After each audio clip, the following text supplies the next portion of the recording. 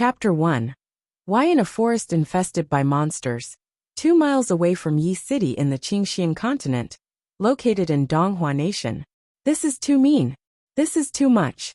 This is bullshit. Heavens above, is this your idea of a joke? A black ball of charcoal pointed at the sky and cursed at it as it stomped on the ground with a hand on its waist.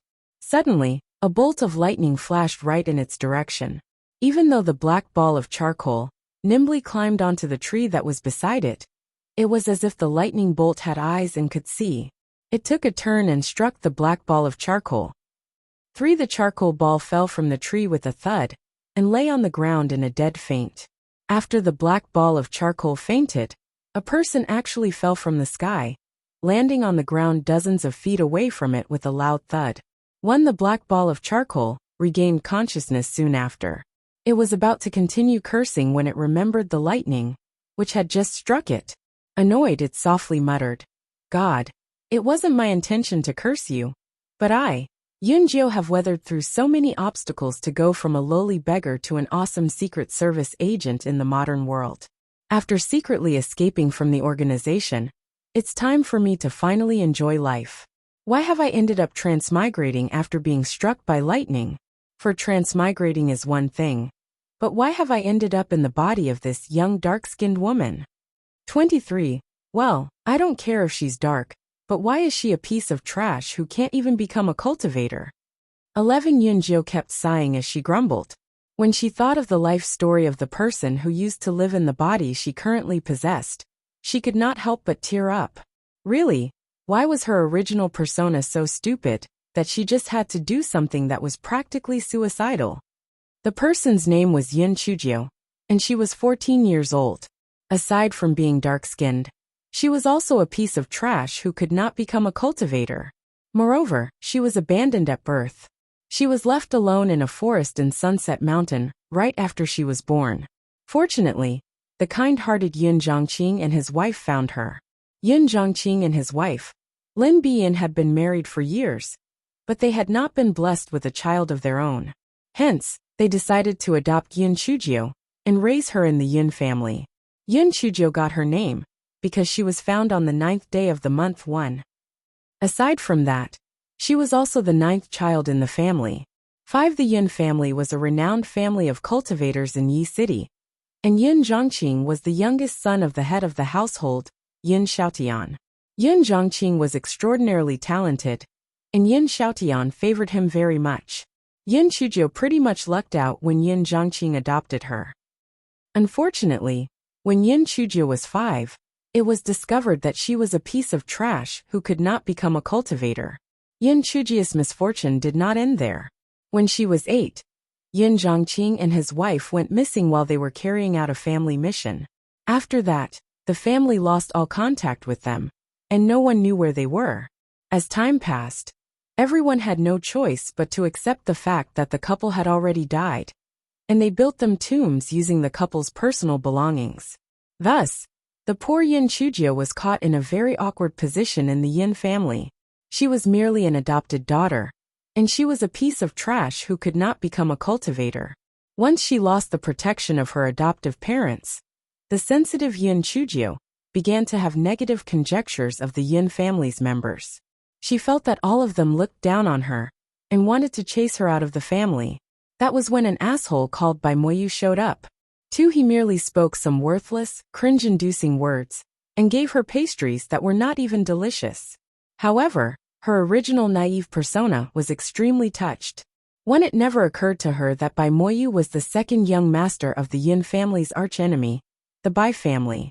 What would the Yin family think of her once they saw her following Bai Moyu around all the time, and even flirt with him?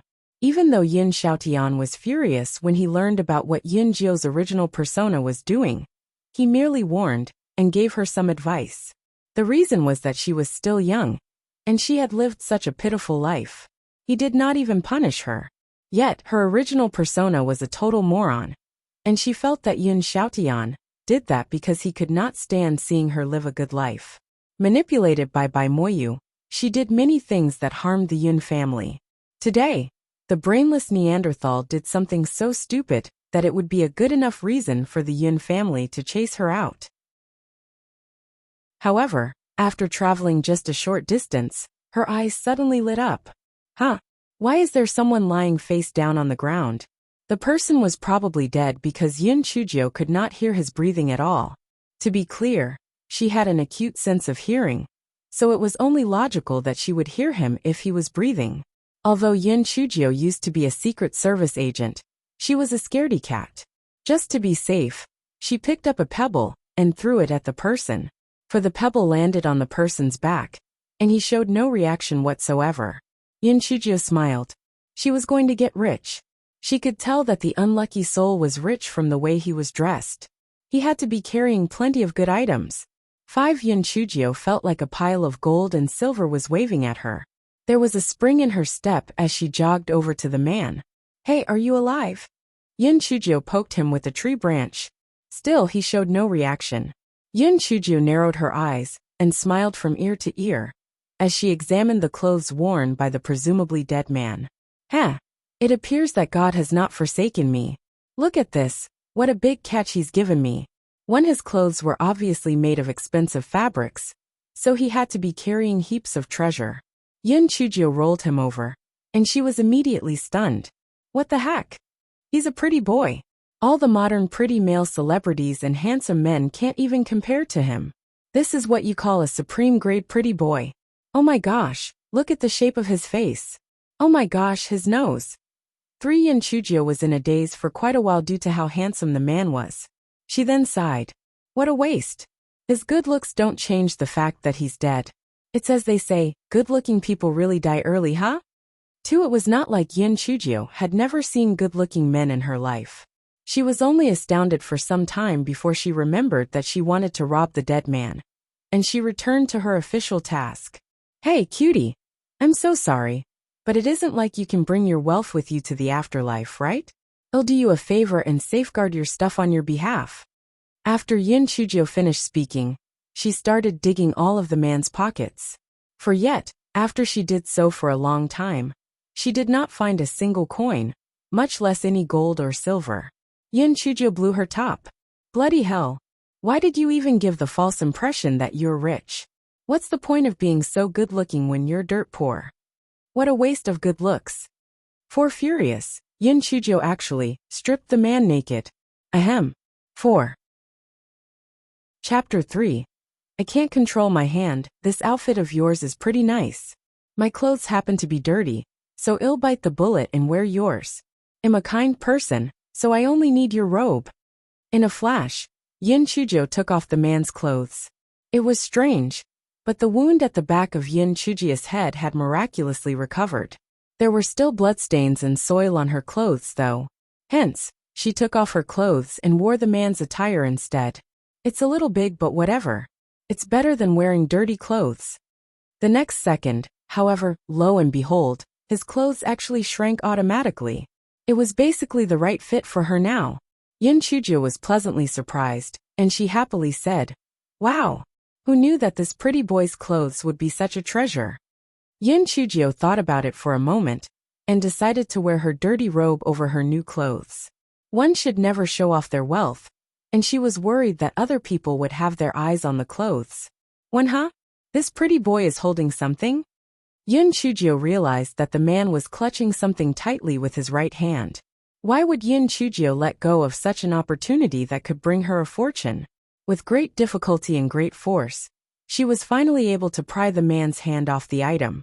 She could not help but curse him internally. You're a dead man, you know? Why would you have so much strength? Then she saw the item, and she could not help but be a little disappointed. It was just an ugly fruit. She brought it close to her nose to smell it. It was a little fragrant, but she could not help pursing her lips. It's obviously not a valuable fruit. Quality spirit fruits are supposed to have a strange and strong fragrance. Nevertheless, since Yun Chujio happened to be a little thirsty, she started to munch on the fruit. She was done eating it after a few seconds. She casually tossed the core of the fruit on the ground, and was about to leave when her gaze coincidentally fell on the man's exquisite facial features. She did not know what possessed her, but she caressed his face. It felt pretty good to the touch. Heavens above! What the heck was she doing? While Yin Chujio was a tremendously shameless person, she blushed all of a sudden and muttered, I am not trying to cop a feel. I can't control my hand. Yeah, I'm just a person who can't control my hand. 3 Hey pretty boy, thank you so much for your clothes.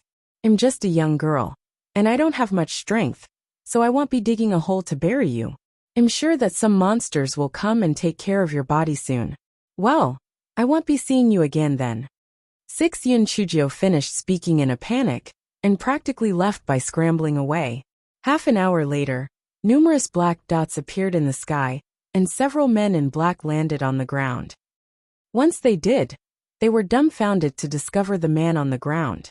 Just as they were beginning to feel super confused, the man on the ground opened his eyes abruptly. If Yin Chujio had seen him right then, she definitely would not have thought of him as a pretty boy. The reason was that right after the man opened his eyes, he emanated an extremely grim and murderous aura. He looked like he was the god of death, whose mere presence could make a person tremble. 3 His gaze fell upon the men in black, and the leader of the men reacted quickly. He turned with a loud whoosh and knelt down on the ground. The rest of the men in black immediately snapped out of their dazes and followed suit. They turned and knelt down.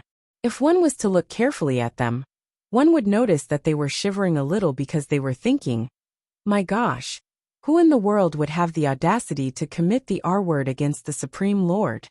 5 The Supreme Lord had rejected so many women who came from prestigious families and elites from various sections.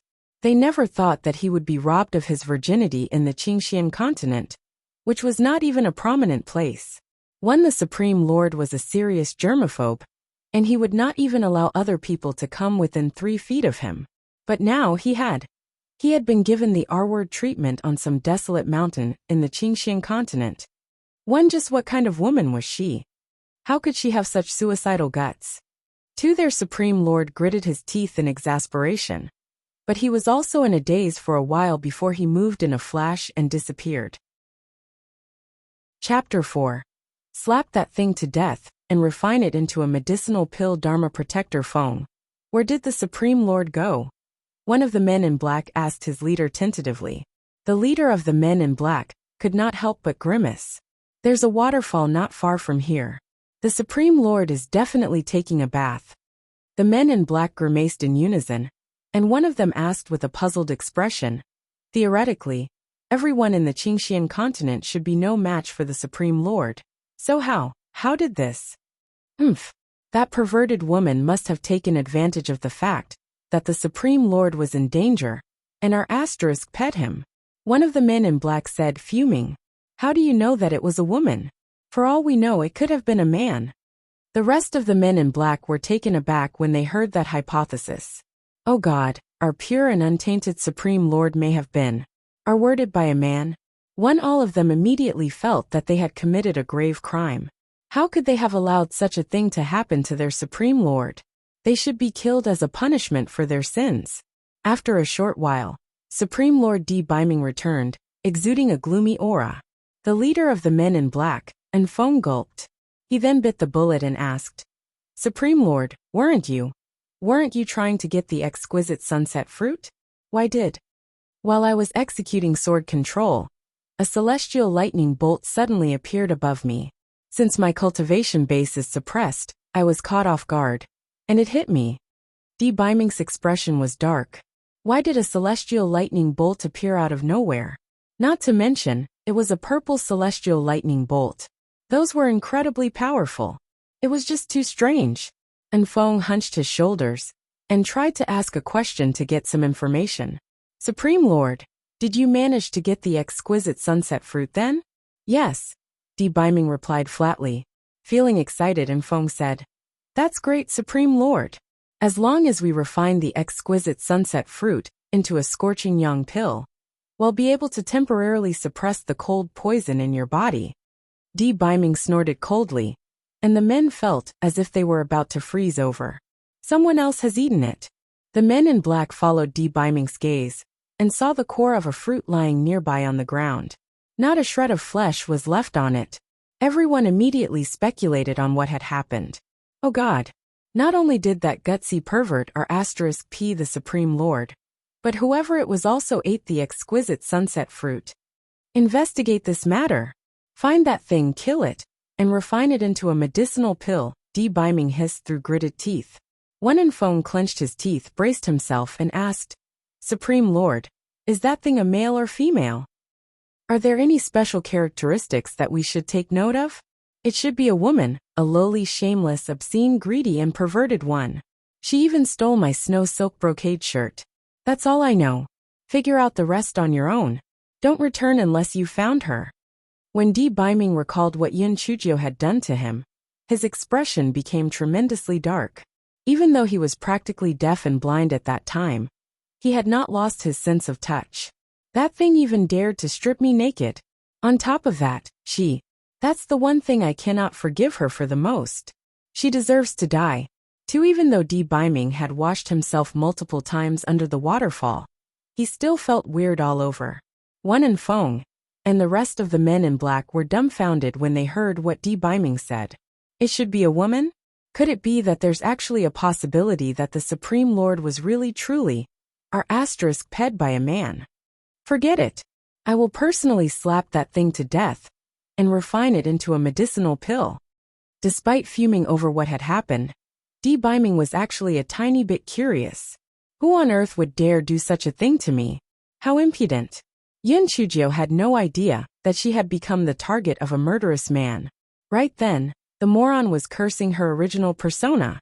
She wanted to cry, but no tears came out. Her original persona's reputation was so bad that it was off the charts. After she left the forest that was infested with monsters, she encountered a few groups of people. No matter how she begged them, no one agreed to give her a lift.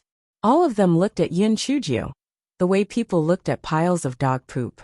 Their expressions were full of disdain. Scram trash. That's right. It's one thing that you're an ugly piece of garbage, but you just had to follow young Master Moyu around. Shameless. The Yin family is super unlucky. They actually raised such an ungrateful, traitorous bitch. I heard that it's the death anniversary of Yin Zhongqing and his wife today.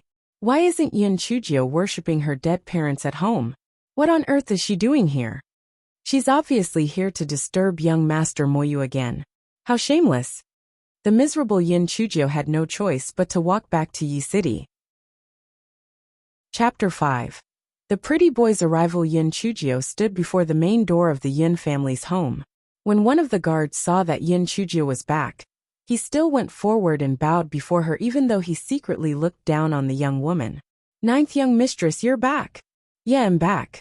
Thanks for your hard work. Take this money and have some tea. It pained Yin Chujio to do so, but she dug out a small chunk of silver and tossed it to the two guards. The two guards were so shocked that their mouths were wide open.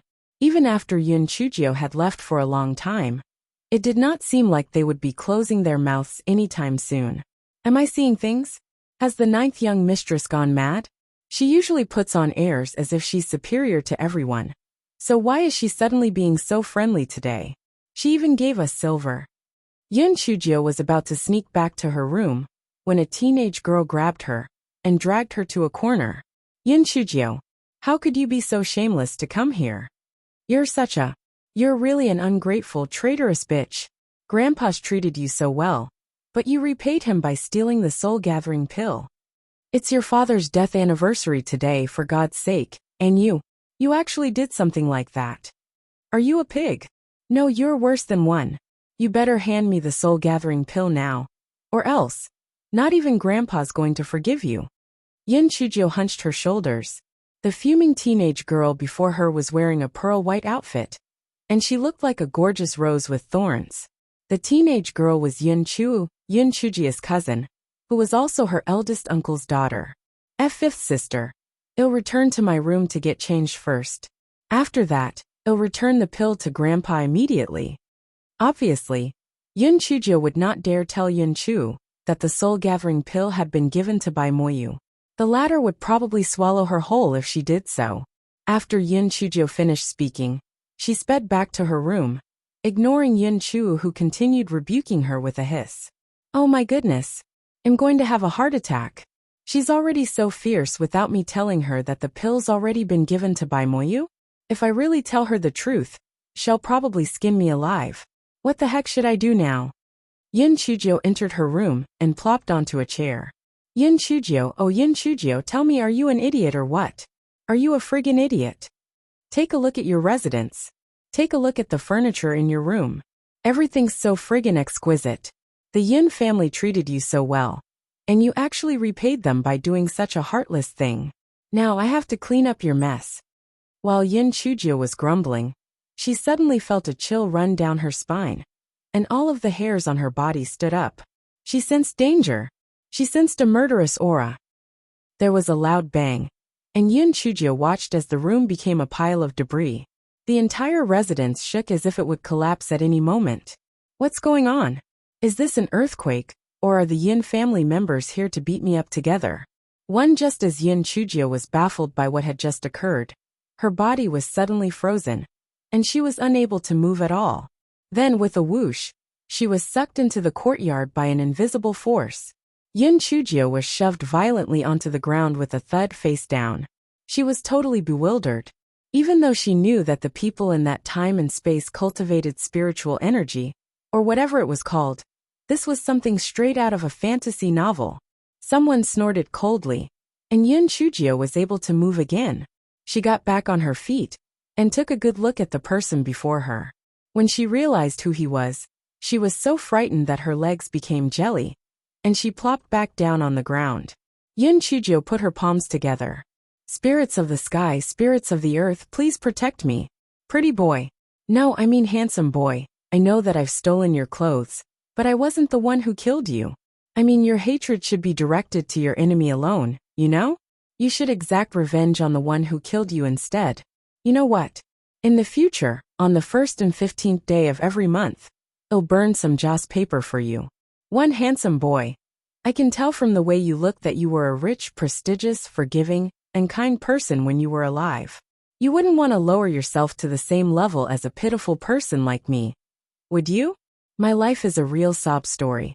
And if you were to hear it, you would definitely tear up. Just take a look at me. Not only was I abandoned at birth, but I'm ugly too. But that's not all. I'm also a piece of trash who can't even become a cultivator. And that's not all. I'm also stupid. And I got cheated by a scumbag. I only borrowed your clothes from you, because I was at my wit's end. If you want it back, I'll take it off for you immediately. 4. Chapter 6. Prince Charming. I love you. As Yin Chujio spoke, she slowly started to take her clothes off. Her head was lowered, and a cunning glint flashed briefly in her eyes. Of course, she did not believe in nonsense like ghosts and zombies. She was now certain that this person was not dead at the time she robbed him. Why was she so careless? She should have examined him properly. What was she supposed to do now? The pretty boy was unbelievably powerful, and she was not capable of fighting him off at all. Hence, she had no choice but to use whatever means at her disposal to solve the problem at hand. Di Baiming furrowed his eyebrows. His original plan was to slap her to death right away. He never expected Yin Chujio to be such a chatterbox. With his prestige and power, no one had ever dared to say so much to his face. Coupled with the fact that Yin Chujio's face was extremely animated, Di Baiming fell into a daze. Due to that, he had yet to kill her. At that point, Yin Chujio had already taken off the dirty robe she was wearing. She then had no choice but to slowly take off Di Baiming's clothes. She was wearing an undershirt anyway, so she did not have to worry about flashing her B*****BS. When Di Baiming noticed that Yin Chujio had stopped talking, he raised his hand and prepared to kill Yin Chujio. However, Yin Chujio could see what Di Baiming was doing from the corner of her eye, and she shivered internally. This pretty boy is going to kill me. What do I do now? In desperation, Yin Chujio decided to dash forward and hug Di Baiming's thigh. Prince Charming, I know what's going on now. You didn't die. You must be here to rescue me from my pitiful life, right? I actually lied to you earlier. I actually fell in love with you the moment I saw you back there. 5. I stole your clothes because I am enamored with you. I just love you too much. I thought that you were dead, and I was so sad that I could only console myself by stealing your clothes. I plan to look at it whenever I miss you. When I'm wearing your clothes, I feel like you're right beside me. Sob, sob, I know what I did was wrong. But can't you find it in your heart to forgive me for the love that I have for you, please? My pink, fluffy, young heart beats only for you. And Feng and the rest of the men in black were hiding nearby, and they could barely hold themselves back from laughing. The dark-skinned girl was amazing at coming up with the wildest stories. Her heart was pink, fluffy, and young? It would be more appropriate for her to say that she had the heart of a pervert. Di Biming had never seen anything like this. All his past admirers were shy, and they would stutter bashfully and fearfully whenever they saw him. No one had ever confessed their love to Di Biming in such a straightforward manner. Due to Yun Chujia's passionate confession, not only did Di Biming fail to notice that Yun Chujio had been hugging his thigh for a period of time, but for some bizarre unknown reason, he also felt a little pleased. 5 yet. When Di Biming thought about how Yun Chujio had molested him right before she left, his expression turned sullen. He raised his hand again. Yun Chujio had decided to go all out to save her own life. After all, in her eyes, her shamelessness could reach the size of the galaxy just so that she could survive. One Prince Charming. I did all that out of love and only love. I really couldn't resist your charm. That's why. I did all of those things because I couldn't control myself. I was just overwhelmed by my love for you. Prince Charming, love is not a sin. But if you want to kill me, please go ahead. I don't mind being killed by you and becoming a lowly ghost. Even if I die, I'll die happy. Come on, Prince Charming, slap me hard. I'll die with no regrets. Yun Chujio raised her dark, petite face. Even though she appeared ugly, there was a blissful expression on her face. A tear rolled quietly down her cheek. It could have been because of Yun Chujio's words, or it could have also been because of that one single teardrop. But Di Biming slowly lowered his hand. Di Biming furrowed his eyebrows. It would be quite a waste to slap this little thing to death. What she just said did make quite a bit of sense. Ahem. After all, he was indeed an outstanding man, was he not? She had not committed a crime just by loving him. 6. However, if he did not refine her into a medicinal pill, what should he do about the cold poison inside his body? The exquisite sunset fruit was supposed to be used to suppress the cold poison inside my body. When Yun Chujio heard Di Biming's voice, she could not help but curse internally. Wow, the world is so unfair. Not only is this pretty boy handsome, but his voice is also music to the ears. But I've already eaten it. It's not like I can vomit it out for you. Yun Chujio said pitifully. That isn't a difficult problem to solve. It will also work if I refine you into a medicinal pill. Di Biming said calmly, as if it was the most normal thing in the world to do. 2. Chapter 7. Pretty boy, we are eternal enemies. It took great effort for Yun Chujio to suppress the storm raging in her heart. Motherfucker. I'm a human. A living human being. I'm not an herb. For refine me into a medicinal pill? How about you refine my foot? Fuck you. If only I were strong enough to defeat you. I would have beaten you up so badly that your face looks like you're a ***.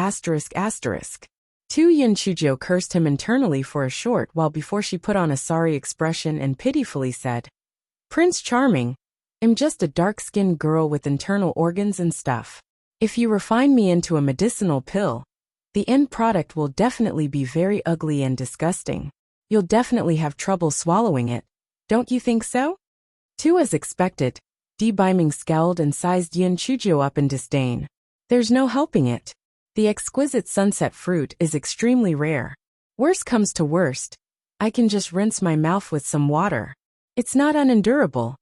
Yun Chujio killed Di Biming in her mind over and over again. Motherfucking bastard. I'll have to die to be refined into a medicinal pill. And you have the audacity to complain about something that I have to sacrifice my life to make. It's a shame that I can't defeat you, or I would have strangled you to death. She quickly thought about the situation at hand. What should I do now? It looks like the stupid fruit is extremely important to this pretty boy. If I had known this beforehand, I wouldn't have eaten it. It didn't even taste good. Even carrots are tastier. 2. Di Biming raised his hand again. Even though the little thing with dark skin was rather interesting, suppressing the cold poison within his body was more important. Yin Chujio could practically sense the shadow of death descending on her. She hated the feeling of being on a chopping board, waiting for other people to cut her up. She wanted to become stronger. She had to become stronger. The more dangerous the situation was, the more Yin Chujio was able to stay calm. Her mind raced to come up with a solution. All of a sudden, she bit her index finger until it bled. Prince Charming, drink my blood. My blood will definitely be able to suppress the poison inside your body, and it will certainly be more effective than a medicinal pill.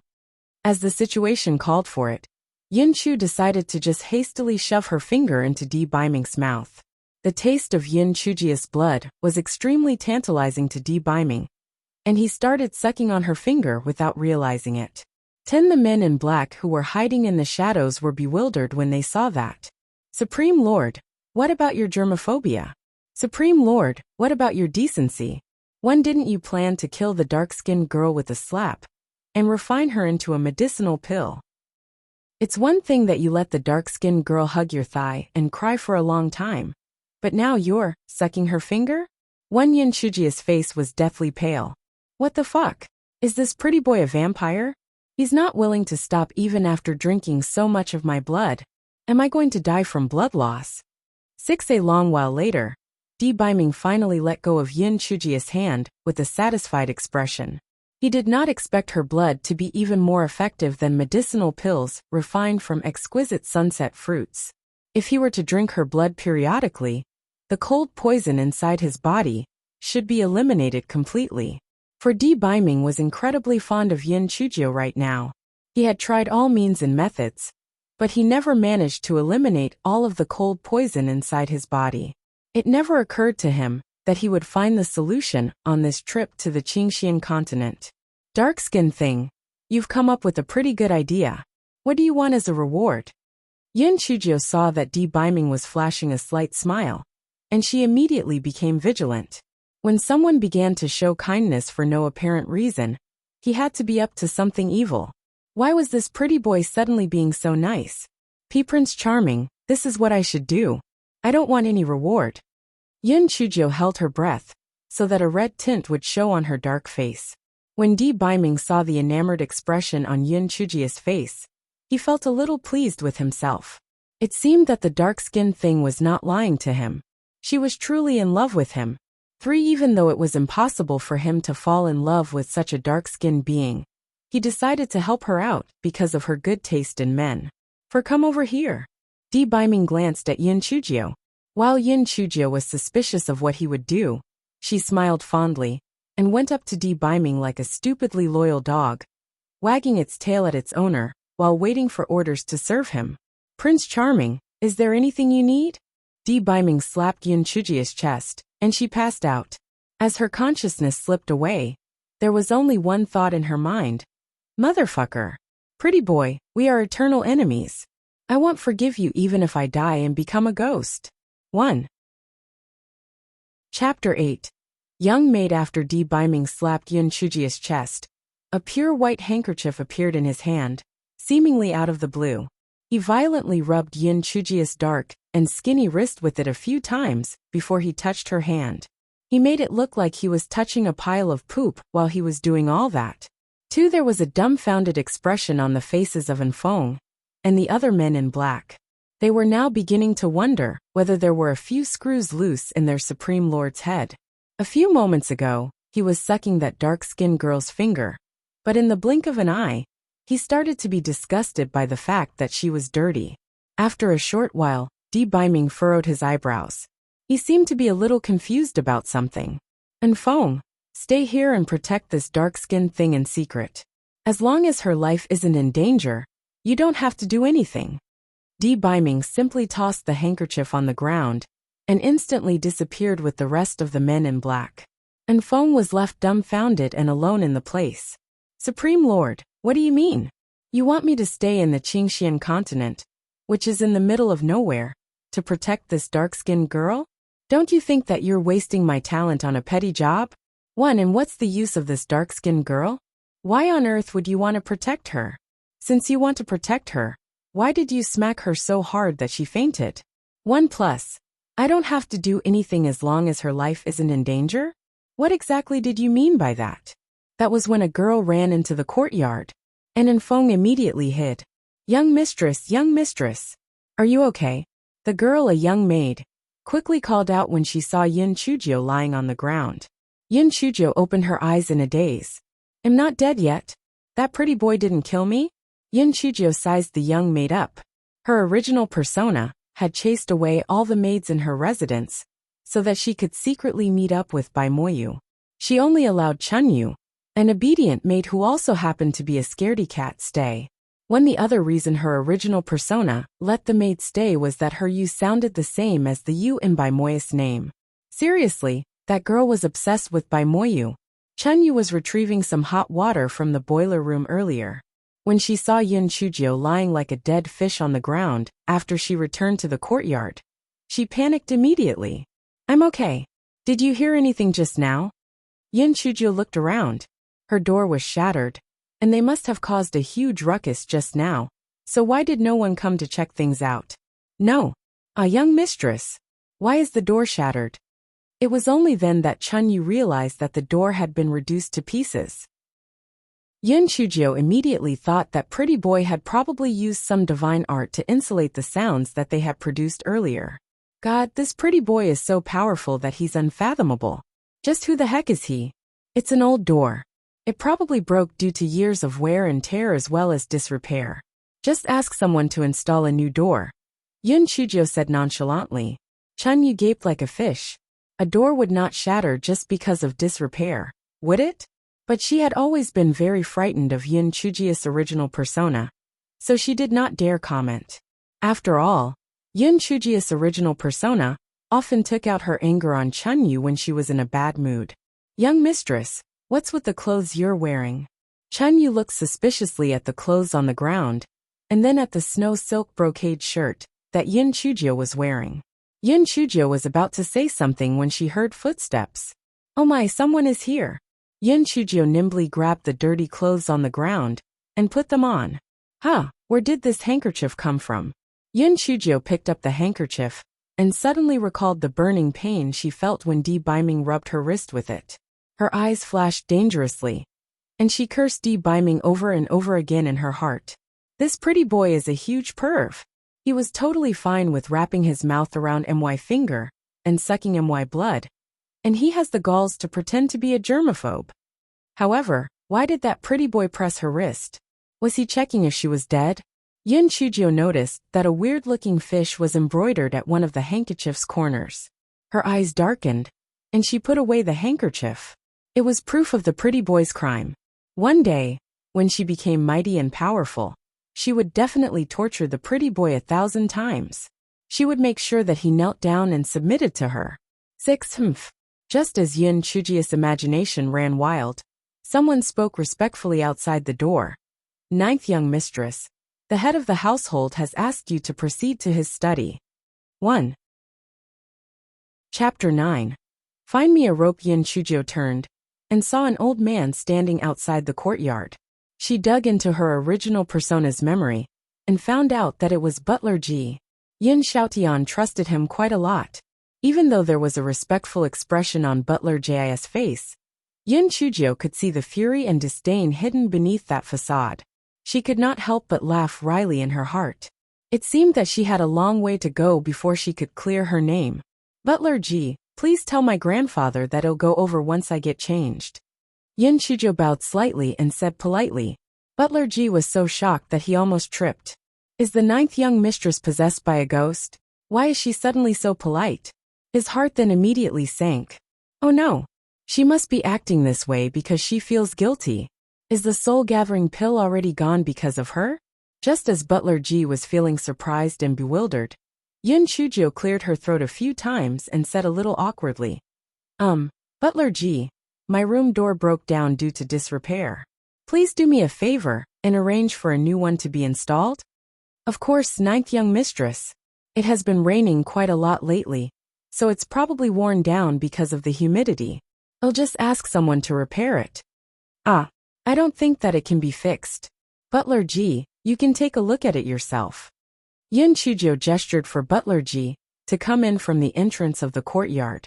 Butler Ji entered the courtyard with great suspicion in his heart, and he was so shocked that his eyeballs almost popped out of his eye sockets when he saw the sight before him. Goodness, the door was totally fine before this. How did it break down into bits in the blink of an eye? Could someone be kind enough to provide me an answer? The door is made of hemlock wood, for God's sake. Hemlock wood is almost as sturdy as iron weapons. Who exactly could be so powerful that they could reduce this door to pieces? Ninth young mistress, what on earth happened? It was already like this when I returned. I don't know what happened either. It's probably due to years of disrepair. Don't you think so, Chunyu? Yin Chujio lied with a straight face. Chunyu nodded subconsciously because the naive girl did not know who had destroyed the door either. Butler Ji grabbed a handful of the shattered pieces of wood and ran off at lightning speed, as if he was being chased by a rabid dog. Yin Chujio pursed her lips and softly muttered, "Why is he still getting so easily worked up at his age? Even our Chunyu is more level-headed than him." When there was a blush on Chunyu's petite face, the young mistress seemed different, but she really liked how her young mistress was acting right now. The pair entered the bedroom, and Yin Chujio intended to take off her dirty clothes so that she could change into a new outfit. The moment she opened her wardrobe, she could not help feeling bewildered. Well, would you look at that? There are only black clothes in the wardrobe. It was no wonder that Chunyu looked at her like she had seen a ghost when she saw her wearing a silver and white robe just now. Yin Chujio dug into her original persona's memories and found the reason behind this. It was no other than the fact that Bai Moyu had told her she looked the best in black. What the heck?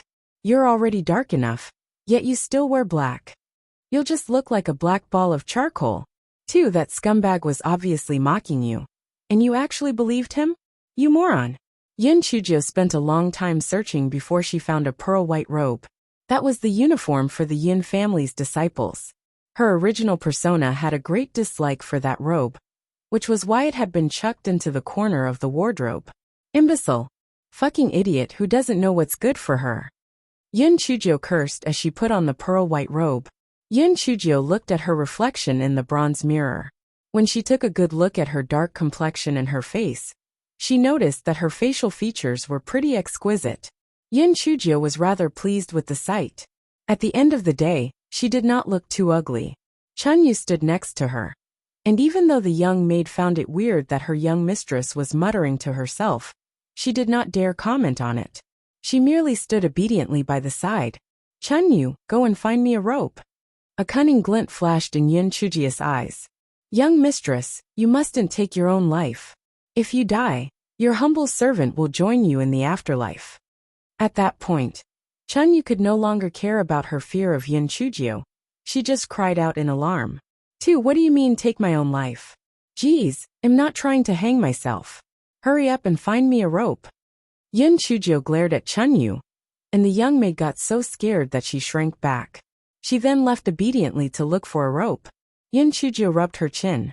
It appeared that her original persona was not completely useless. She had trained the young maid to be pretty obedient. Chapter 10. Flying into a rage soon, Chunyu found her a rope. The young maid trembled like a leaf as she handed the rope to Yin Chujio. Chunyu made up her mind right then and there. If the young mistress tries to hang herself, I will stop her no matter what. Yin Chujio took the rope. She then went to one of the trees in the courtyard and broke off one of the thinner tree branches. After that, she tied the tree branch to her back using the rope. Young mistress, what are you doing? Chun Yun was extremely worried. Could it be that something had horribly traumatized her young mistress, and she had gone crazy? Keep a watchful eye on my room. I'm going to see my grandpa, Yin Chujio said.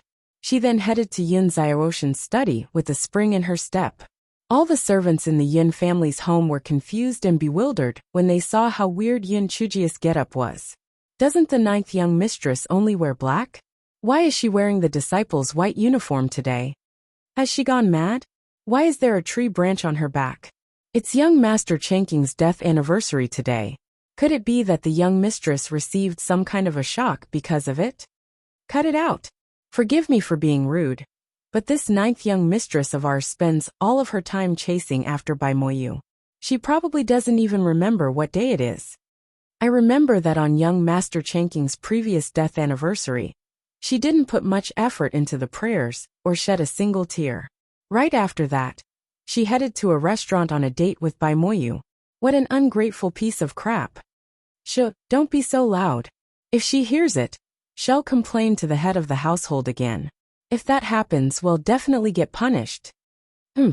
She's the reason why all the branch members of the Yun family have serious problems with the head of the household. But our head of the household is a kind man. He should just expel people like her out of the Yun family. Yun Chujio had a tremendously acute sense of hearing, and she could hear everyone's low murmurs. As a result, she staggered a little. Bloody hell, why did I transmigrate into the body of such a friggin' weirdo? 3. After analyzing what the servants said, and what her original persona did before she died, Yun Chujio concluded that Yin Xiaotian had hidden the fact that the soul-gathering pill was stolen. Hence, Yun Chujio became quite fond of this newfound grandpa of hers whom she had not met yet. Considering the fact that he could treat such an ungrateful prat so well, Yin Xiaotian had to be a kind and loving man who valued his family and friends a lot. One, it might also possibly be because Yin Xiaotian loved his youngest son very much, and he felt sorry that Yin Chongqing had died at such a young age. As he could no longer show love to his deceased son, he gave all of his love to Yin Chujio instead. It was such a shame that the moronic twat, who also happened to be her original persona, did not appreciate that love. As Yin Chujio was thinking things over with her head lowered, someone stood in her way. Wow, is there going to be a blue moon tonight? Yin Chujio, it's so rare to see you not loitering around with Bai Moyu. Hee, why aren't you wearing one of those crow-like robes of yours? What's with the tree branch on your back? Could it be that this is one of Bai Moya's fetishes? Ha ha ha. The one speaking was Yin Chuer, who was the second eldest grandchild in the family. He was 19 this year, and he often bullied Yin Chujio. Yin Chujio rolled her eyes discreetly. There were truly all kinds of people in the world, and no one should be surprised even when they met the weirdest, most outlandish sort of people, considering how big the world was. Hence, someone like Yin Chuer existed. Yin Chuer bullied her original persona quite a lot, and it was one of the reasons why her original persona constantly thought badly of people in the Yin family and obstinately refused to change her perspective of them. Second brother, I'm in a hurry to look for Grandpa right now. Can you please make way? Yin Chujio said flatly. Yin Chuer was dumbfounded for a moment. Yin Chujio usually looked extremely glum and sullen, like the whole world was against her. Why did she look so calm today? I don't mind making way for you, but I'm a little short on cash these days. Give me 100 taels of silver. Yin Chuer said with a dark smile. Even though Yin Chujio was an orphan girl, that old man, Yin Xiaotian, never deprived her of money. 100 taels? Why don't you go and rob someone? Shoo! Go away. Get out of my sight. Yin Chujio only loved two things in life: food and money. The moment she heard that Yin Chuer wanted money, she immediately flew into a rage like a cat whose tail had been stepped on. Yin Chuer was shocked by the fierce and grotesque expression on Yin Chujio's face. He had been extorting money from Yin Chujio since day one. So why was she suddenly so worked up about it today? Yin Chuer could not help but feel embarrassed and angry. Yin Chujio, I'm trying to be nice to you here, so you better appreciate it. You're just an ungrateful brat living off of us, while secretly helping our enemies. If you don't hand over the silver, trust me, I'm going to redecorate your face with my fist. Chapter 11. Why don't you go and exist somewhere else and not in front of me, trash? Redecorate my face? I'm already pretty enough. How exactly are you going to redecorate my face and improve on perfection? 3. Yin Chujio, how dare you talk back to me? Trust me, you won't want to leave the head of household's residence from now on, because if you do, it'll make sure that you suffer. Yin Chuer said ruthlessly. He did not dare bully Yin Chujio in the head of household's residence, as Yin Xiaotian would not let him off lightly if he were to find out. Screw you. Why don't you show me what you've got, and make me suffer now? You're all talk and no action. Look at how stupid your face is. Are you sure that your name is Yin Chuer and not Yin Moron? You're a total imbecile. Nimwit. A hint of anger flashed past Yin Chujia's eyes. Bastard. How dare he try to extort money from me? I must make sure that he returns all the money he stole in the past. Too never had Yin Chuer expected that Yin Chujio had the guts to scold him. When he saw how the servants around them were gossiping about what was happening, he immediately became embarrassed and furious. Alright Yin Chujio. Since you do not know how to respect your elders, I'll teach you a lesson or two. Yin Chuer extended his hand and was about to slap Yin Chujio across the face. All the servants in the head of household's residence became so frightened that they shut their eyes. Oh no. The second young master is in the second level of spirit refinement realm. The ninth young mistress will definitely be sent flying from that blow. But against their expectations, Yin Chujio nimbly hopped to the side and dodged Yin Chuer's hand. Yin Chuer, are you blind or something? I'm just standing here, so why aren't you able to hit me? Oh my, why are you so stupid? Yin Chujio hopped around like a little bunny, and Yin Chuer could not even slap the fabric of her robe, even after trying for a long time. All the servants widened their eyes. Holy cow! Even though weird things happened all the time, there were a great deal of strange occurrences today. Since when was the ninth young mistress so nimble? Yin Chujio was pleased with herself, as it seemed being in the second level of spirit refinement realm was actually, well, nothing. If that were the case, she would not hold back anymore. Why don't you go and exist somewhere else instead of in front of me, trash? Yin Chujio found an opening and kicked Yin Chuer's stomach. Yin Chuer fell on his back in a most violent, graceless spectacle. Yin Chujio furrowed her eyebrows. The body that she was occupying right now was too weak. If she had her body from the modern era, she could have kicked Yin Chuer so hard that he was flung more than hundreds of feet away. However, she was only able to fling Yin Chuer dozens of meters away this time. One Yin Chuer froze for a moment before he started cursing. You rotten and heartless slut. How dare you kick me? Just wait and see how I'm going to make you suffer. The moment Yin Chuer rose to his feet, Yin Chujio jumped forward and gave him multiple kicks. She kicked and kicked and kicked. Yin Chujio became addicted to kicking Yin Chuer, and she muttered as she kicked. Kick, kick, kick the ball. Kick it very high. Kick it over the garden wall. Kick it to the sky. For in the beginning, Yin Chuer was still cursing Yin Chujio loudly, but by the end of it, he could do nothing but cry in pain. Some of those servants who were watching rubbed their eyes, and some even pinched themselves for a reality check. Holy cow, since when did the ninth young mistress become so powerful? After Yin Chujio had enough fun, she snatched Yin Chuer's money pouch over. She opened it and pursed her lips. Wow, you're seriously poor, aren't you? I'm giving you 1 month to return the 1,000 taels of silver you extorted from me. Or else, I'll beat you up every single time I see you. But Yin Chuer was built tough. Aside from this, he also possessed spiritual energy. At that moment, he had already recovered from the blows, and he said fiercely, Yin Chujio, you little slut. I'll never forgive you. Oh wow, it seems like I was being too nice. Well, don't blame me for being cruel this time. Yin Chujio smiled slyly at Yin Chuer, and poked Yin Chuer's body a few times. Immediately after that, Yin Chuer started shouting in pain like a pig being slaughtered. Chapter 12. Grandpa, why don't you just kill me? Yin Chujio looked at her handiwork with a satisfied expression. Great. There were no signs of injuries on the other party's face at all. Even if this brat were to complain to others that he was beaten up, there would be no proof at all. And now that Yin Chuer was rolling on the ground in pain, his actions caused the mark of her shoes on his robe to no longer be visible. Yin Chujio looked around at the servants who were watching them, and those horrified servants furiously gazed at the floor. If anyone asks you about this, just say that my second brother fell down because his eyesight failed him. Do you hear me? If any of you dare to spout bullshit, I'll make sure that my shadowless kick will kiss your face. That's so cruel. That's so shameless. You're obviously the one who kicked him, okay?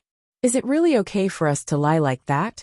But these servants did not want to get kissed by Yin Chujio's feet. Moreover, they were working in the head of household's residence. Hence, even though Yin Chujio was being a bitch, they had no choice but to take her side. When Yin Chujio saw the servants nodding, She flashed a satisfied smile. She grabbed a few pieces of silver from Yin Chuer's money pouch and tossed the money to the servants. While she did this, she had to endure the metaphorical pain in her heart, because she had to give up on money. Here you go, some money to soothe your frightened souls. Also, if any of you dare to curse me behind my back again in the future, I'll make sure to teach you a lesson with my shadowless kick. After Yin Chujio finished speaking, she left with a spring in her steps and a tree branch behind her back. As the servants looked at Yin Chuer, who was screaming in pain, and at the silver they were holding, they immediately made a decision. Oh no! The second young master fell down. 1. Where are all the servants in the second mistress' residence? Hurry up and come here. The second young master had a bad fall. 2. Yin Chuer was so furious when he heard those heartless servants that he fainted right away. 4. Yin Chuer's lackeys soon rushed over. Yin Chuer was planning to get some money from Yin Chujio to have a feast at a brothel, so he had asked these lackeys of his to leave him alone. These lackeys were glad to do so, and had some free time, and they were about to return to the second mistress' residence.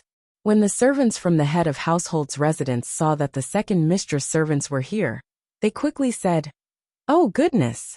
The second young master suddenly fell as he was walking. Hurry up and take a look. Yeah, could it be that the second young master has had a little too much to drink? Hurry up, bring him back, and get a physician to check on him." Yin Chuer's servants were confused and puzzled. However, there were no signs of injury on Yin Chuer's body, and he did not look like he was beaten up. Moreover, who the H*CK in the Yin family's home would dare beat up the second young master? He must have tripped and fallen on his own.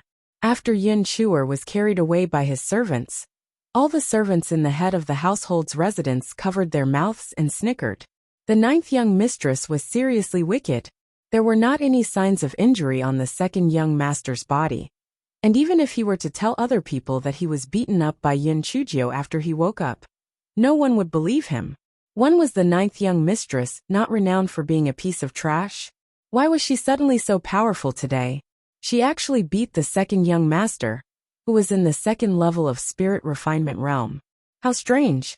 It seemed that the 9th young mistress was not such a despicable person after all. She gave them more money than all the other young mistresses and young masters in the household. Yin Chujio had no idea that she had made some progress in clearing her name. Right now, she was standing outside Yin Xiaoshan's study and craning her head to look inside. Someone in the study cleared his throat, and a deep and sonorous voice rang out. "Young Jiao, is that you? Come in." Yin Chujio spent some time getting herself into a despondent mood. She thought about what a tragedy it was that she had transmigrated into the past, and tears rolled down her cheeks. Her eyes were already red to begin with, because she was also crying when she was begging Di Biming to spare her life just now.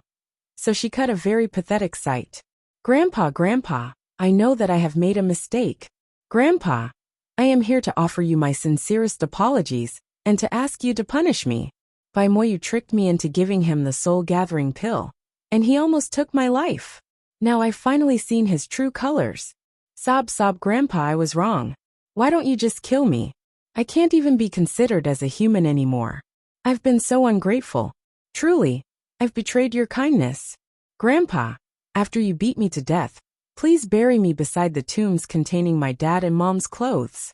Even though I am unable to repay the Yun family for all the kindness everyone had given me in this life by raising me and taking care of me, I will definitely atone for my sins upon reincarnation, even if I have to become a cow or a horse.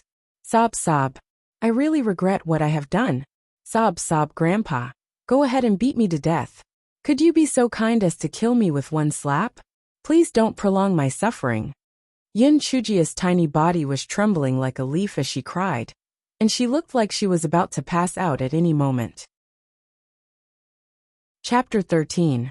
Possessed a rare treasure. Yin Xiaotian had originally been infuriated because of the news, but once he thought about it, he let out a bark of laughter. Young Jiao had always been a slow girl who was clumsy with her words. How did she suddenly become so intelligent? By asking him to beat her to death, she was obviously trying to get an advantage by making concessions.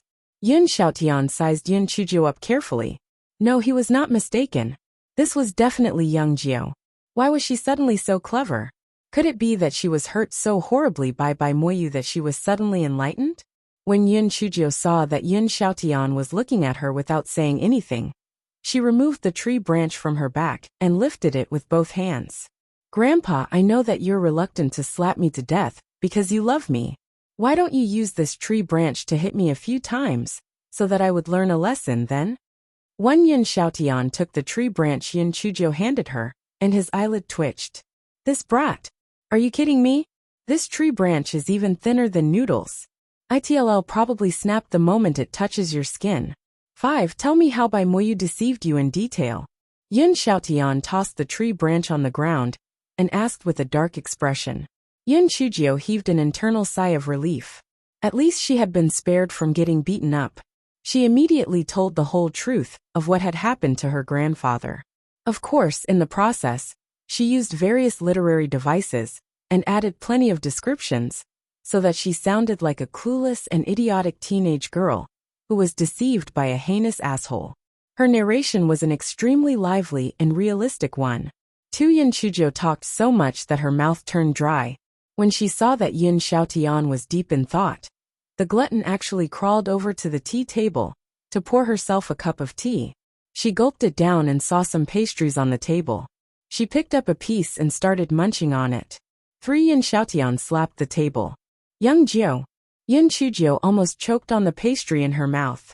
She quickly crawled back to her original position and knelt down in an obedient manner. Grandpa, I promise you that I'll definitely change and become a better person. I'll get you so many soul-unleashing pills that you get to eat them like you do with candy, let alone soul-gathering pills. Yun Xiaotian felt so aggravated by her words that he actually cackled, because he just did not know how to react anymore. This young Jiao, she really knows how to run her mouth. Soul-unleashing pills are grade 4 medicinal pills. There were only 3 grade 3 medicinal pill refiners in Donghua Nation, and grade 4 medicinal pill refiners who were capable of refining soul-unleashing pills were even fewer. Yun Xiaotian glanced at the shards on his study table and asked solemnly, Young Jiao, what on earth happened to the door of your residence? Yun Chujio breathed an internal sigh of relief. It was great that her grandfather was in the mood to ask about her door. It seemed that he would not give her a harsh punishment because of what happened with the soul-gathering pill. Grandpa, after I returned from the monster forest, I sat alone in my residence and thought about what a heinous thing I've done. Suddenly there was a loud bang, and then I was sucked to the courtyard by some huge and invisible force. And then, what happened? Yun Xiaotian craned his neck and asked with a solemn expression. And then, nothing happened and I fainted. Yun Chujio bared her teeth. Yun Xiaotian glared at Yun Chujio fiercely. Even though young Jiao had become cleverer and livelier, she had also become even better at ticking people off. Grandpa, I'm telling nothing but the truth. If you don't believe me, you can ask my maid about it. I was lying on the ground of the courtyard like a pitiful dead fish when she found me. The best way to tell a lie was by mixing it with the truth, and Yun Chujio was a master at telling lies. One as expected, Yun Xiaotian believed in what she said. He furrowed his eyebrows tightly. He could not imagine how high a person's spiritual energy must be to be able to reduce hemlock wood to shards. Could it be that some powerful person had set his sights on the Yun family? And since Yun Chujio was a clever fox of a human being, it only took her one look at Yun Xiaoshan's expression for her to know what was on his mind. Grandpa, it must have been some celestial being who happened to be in the area. Our family doesn't possess the kind of rare treasure that would make someone set his sight on us, right?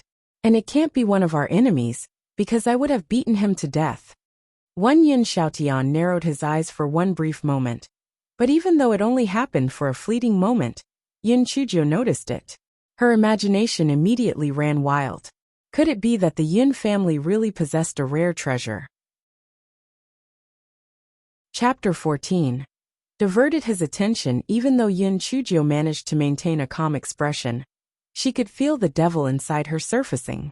What rare treasure did the Yun family possess, to the point that the man who was now her grandfather was so anxious about it? The angel sitting on Yun Chujio's right shoulder and the demon sitting on her left shoulder argued profusely. The little angel's wings were flapping as she said with a serious expression, "Young Jiu, you're a good and virtuous person. You have moral values. How could you think about stealing the Yin family's rare treasure? This isn't the right thing to do." For the little demon who had 2 red horns on her head flashed a sly smile. "Young Jiu, things exist so that they can be used. You're part of the Yin family too, aren't you? Why can't you be the owner of the rare treasure? Only an intelligent person, like you, are capable of putting it to good use." 3 Yin Shujio gritted her teeth and decided that she would give up on stealing the Yin family's rare treasure, due to the fact that they had raised her original persona, even though this would cause her considerable pain in her heart to do so. Yin Shujio consoled herself that even if she could not get this particular treasure, she could get other treasures. One day, when she became a powerful girl, the first thing she would do would be to look for rare treasures. And her first stop would be a certain asshole Bai's house. Tu Yin Xiaotian was lost in his thoughts, and he did not seem to be in the mood to inflict any punishment on Yin Shujio. He waved dismissively. "Young Jiu, I've made sure that other people don't know what you've done this time. I hope that you were telling me the whole truth just now. You can take your leave now." One Yin Shujio breathed a massive sigh of relief, and her heart was no longer hanging on the thread. It seemed that she achieved her goal of distracting her grandfather by talking about her broken door. Well, the pretty boy had at least done one good deed. The cunning girl rose, and just as she was about to flee, Butler Ji entered the study. Butler Ji brought his mouth close to Yin Xiaoshan's ears and muttered. Yin Shujio strained her ears to listen, and she heard a few words such as second young master and beaten up. Yin Xiaoshan's expression changed as rapidly as the weather. He gave Yin Shujio a profound look. "Young Jiu, did you beat up Chua?" Yin Shujio squeezed her face into an extremely innocent expression and blinked a few times at Yin Xiaotian. "Grandpa, second brother extorts me all the time, and I can't take it anymore. Don't worry, I beat him up very skillfully. There are no signs of injury at all." One Yin Xiaoshan's expression froze. "That's not the main point, okay? 3. But Yin Shuer is quite the brat, and he does deserve to be beaten up. And it's great that there were no signs of injury. Then my second brother won't have the excuse to come and give me a headache. 1. Why are there no signs of injury? How did you manage to do that?" Yin Shujio had successfully diverted Yin Xiaoshan's attention by now. "Grandpa, I didn't hit his face. I made sure to only hit parts of his body with plenty of flesh. Moreover, I even pressed a few of his acupuncture points. So he definitely suffered a lot. Even if a physician checks on him, he won't figure out what's wrong with Yin Shuer." Yin Shujio flashed a devious smile. 2. You pressed his acupuncture points? What technique did you use?" Yin Xiaotian was tremendously shocked. Yin Shujio started spinning the wildest tales with an extremely serious expression. "Grandpa, you know that I don't have spiritual energy, right? So after some research, I found out a technique where you can press other people's acupuncture points and cause them pain. As for the effect, it's pretty good." "Young Jiu, what did you grab during your zhuazhou?" "Grandpa, I was just a little kid at that time. Why would I remember? But the thing I grabbed was a little bit strange. Mom told me before that I grabbed a seed." One tears flowed out of Yin Shujio's eyes like a broken dam, and she started wailing like Banshee. "Sob, sob, Mom, I miss you so much. Sob, sob, Dad, I miss you very much too. Why are you two so cruel? Why did you leave me alone?" Yin Xiaotian did not know what to do. He was indeed suspecting that someone else was impersonating Yin Shujio, as she had changed a great deal overnight. But the young Jiu before him even knew about what she had grabbed during her zhuazhou. She was definitely not a fake. "Sob, sob. Grandpa, I know that you're shocked at how much I've changed. It's because that scumbag Bai pushed me, and I hit my head on a rock. After I regained consciousness, my mind became so much clearer, and I was able to think about a lot of things that I never had been able to before. Grandpa, I'll be an extremely filial granddaughter from now onward." Yin Shujio shamelessly gave Yin Xiaotian a look so adoring and respectful that she looked like she was gazing at the stars in the sky. Chapter 15. Eavesdrop Yun Xiaotian felt like his old heart was blessed. Young Jiu had always caused him a great deal of worry, but she was also very mentally sensitive and fragile. Even though she sounded like she had a few loose screws in her head right now, it was much better than before. 5 Yun Xiaotian nodded at Yun Chujio. I sure hope so. You can take your leave first. And don't tell anyone about what happened with your door and the soul-gathering pill. Yun Chujio knew that her newfound grandpa had accepted her explanation about things. She bade farewell to him and left with a spring in her steps. One oldly, do you think that what young Jiu said is true? Yun Xiaotian watched Yun Chujio leave by practically skipping out of the room, and his lips twitched, almost forming a smile. Master, regardless of whether it's true or not, the way the 9th young mistress is acting right now is a lot better than how she was before. But the problem is that the soul-gathering pill has fallen into the Bai family's hands. If Bai Peng manages to break into the 7th level of spirit refinement realm after consuming it, the Yin family would be in trouble. Butler Ji closed the door and said with a glum expression. Yun Xiaotian let out a soft sigh. Even if Bai Peng manages to do that, he will need at least half a year for it. We can slowly think of a plan before that time arrives. Right now, what I'm worried about the most isn't the Bai family. Master, are you worried that someone powerful has set his sights on the Yin family? That's right. The door of Young Jio's residence was obviously blown up by a powerful person. He must at least be a spirit being. He might even be a legendary spirit emperor. Yun Xiaotian told Butler Ji about everything that Yun Chujio had told him. Butler Ji was Yun Xiaoshan's right-hand man, and Yun Xiaotian often discussed most things with him. Most people in Qingxian continent were capable of cultivating spiritual energy, and their level of cultivation was divided into 3 realms: Spirit Refinement Realm, Spirit Being Realm, and Spirit Emperor Realm. Each realm was further divided into 9 levels, and the difference between realms was as great as night and day. Yun Xiaoshan's level of cultivation was only at the 6th level of Spirit Refinement Realm. Of course he was tremendously worried.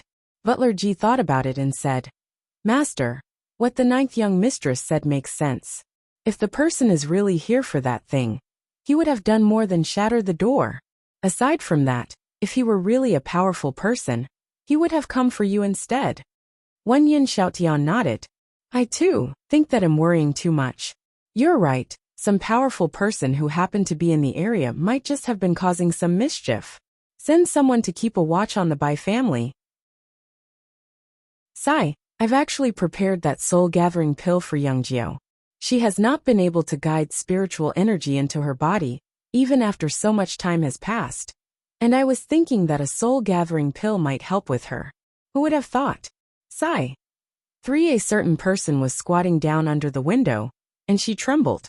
A stunned expression bloomed on her small and dark face. That person was no one other than Yun Chujio, who had returned after taking her leave just now.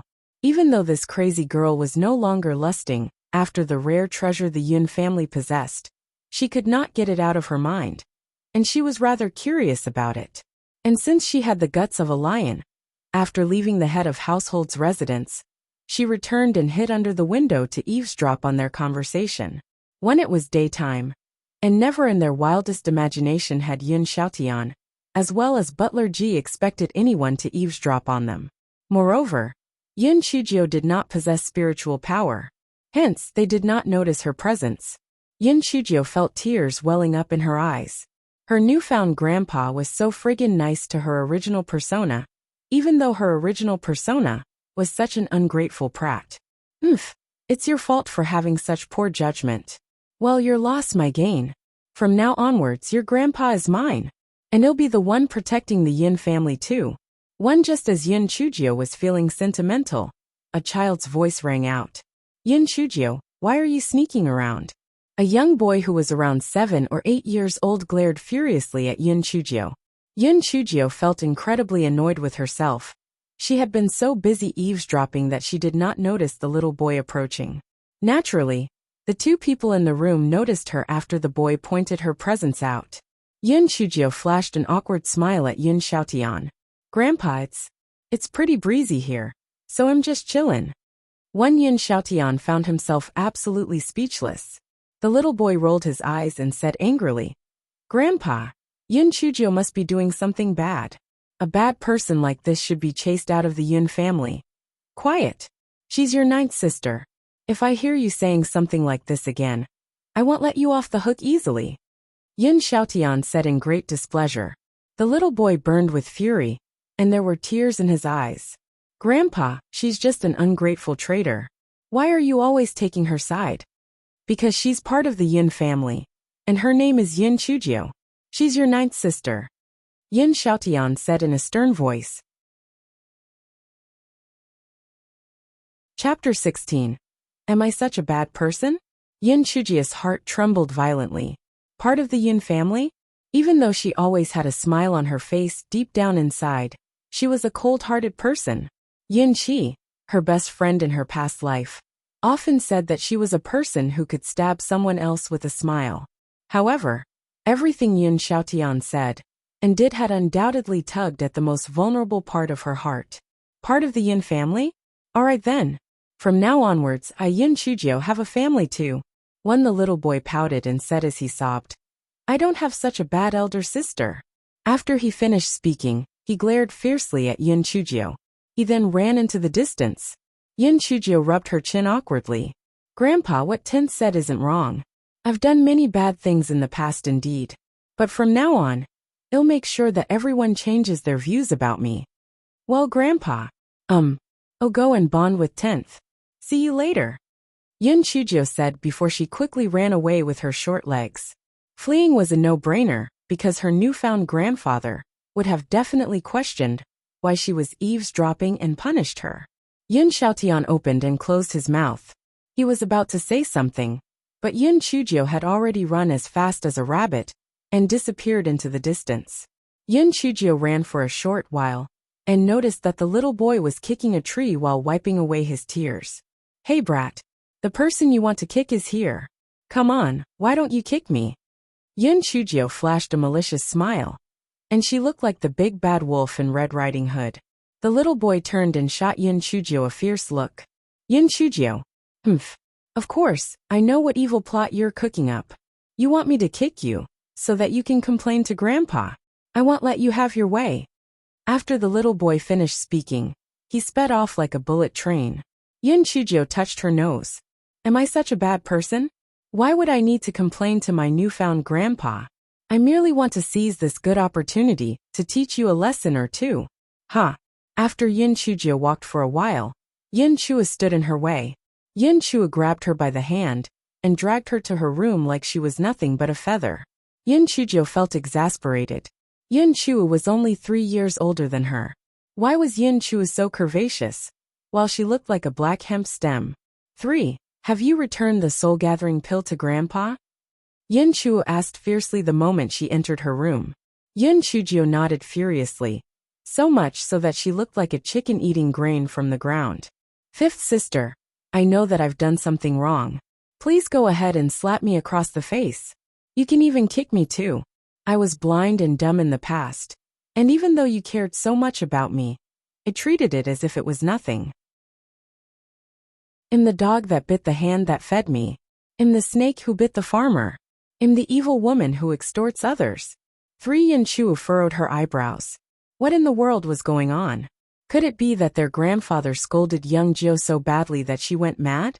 5th sister, I promise to change. I'll be your lackey from now on. If you tell me to walk east, I won't go west. If you tell me to hit a dog, I won't turn around and drive out the chickens instead. 5th sister, are you tired?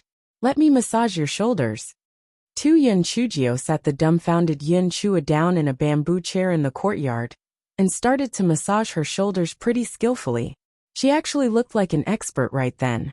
Yin Chua finally regained her senses and scowled, asking skeptically, Yin Chujio, tell me, are you up to no good again? Is it possible that bastard Bai Moyu talked you into doing some horrible thing again? 5th sister, don't mention that scumbag Bai again. From now on he's my enemy. I'll slaughter him like a pig one day.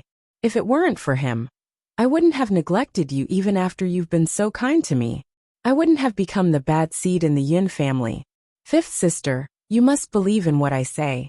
I'm really changing for the better. Yin Chujio stated her resolution with a solemn expression. Yin Chu was still doubting her words.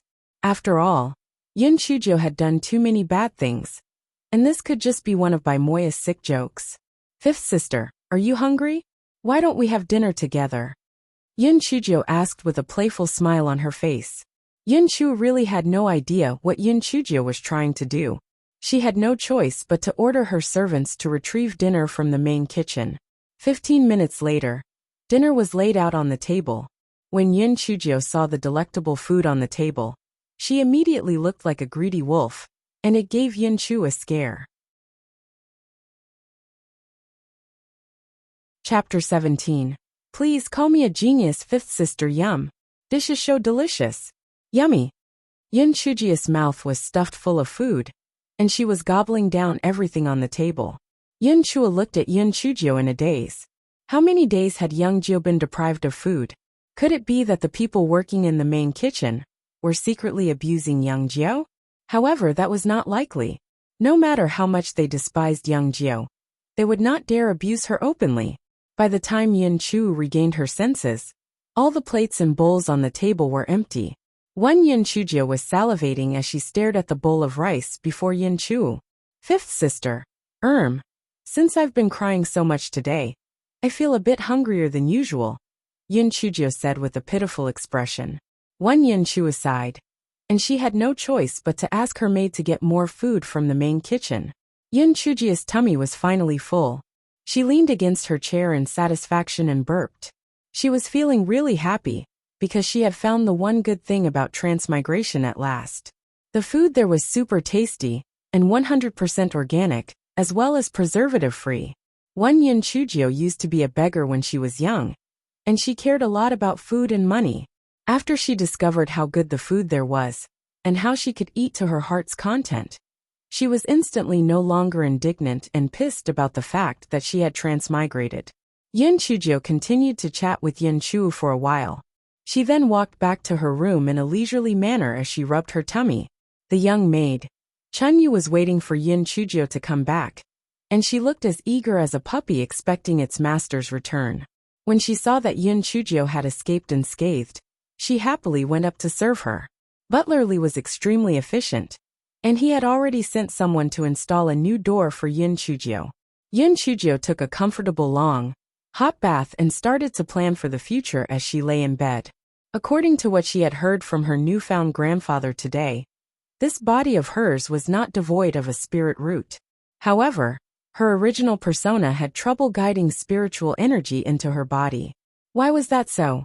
In this time and space where the strong ruled, it would be troublesome for her to not be able to cultivate. There was that problem with the Bai family too. If she was not able to cultivate, how was she going to protect the Yun family? She would probably even have trouble against that scumbag Bai. She heard that the scumbag was already at the 4th level of spirit refinement realm. The more Yin Chujio thought about it, the antsier she became. She decided to sit up with her legs crossed, so that she could meditate. She then attempted to guide spiritual energy into her body, according to the incantation stored in her original persona's memory. Soon, Yin Chujio perceived that 5 light balls were floating around her. They were supposedly light balls that represented the 5 main elements: metal, wood, water, fire, and earth. Come babies. Come to mommy. Yin Chujio muttered nonstop. 2 as expected. The 5 tiny balls of light fought to go nearer to Yin Chujio. Yin Chujio was delighted. It seemed that her original persona was merely an idiot who did not know how to cultivate.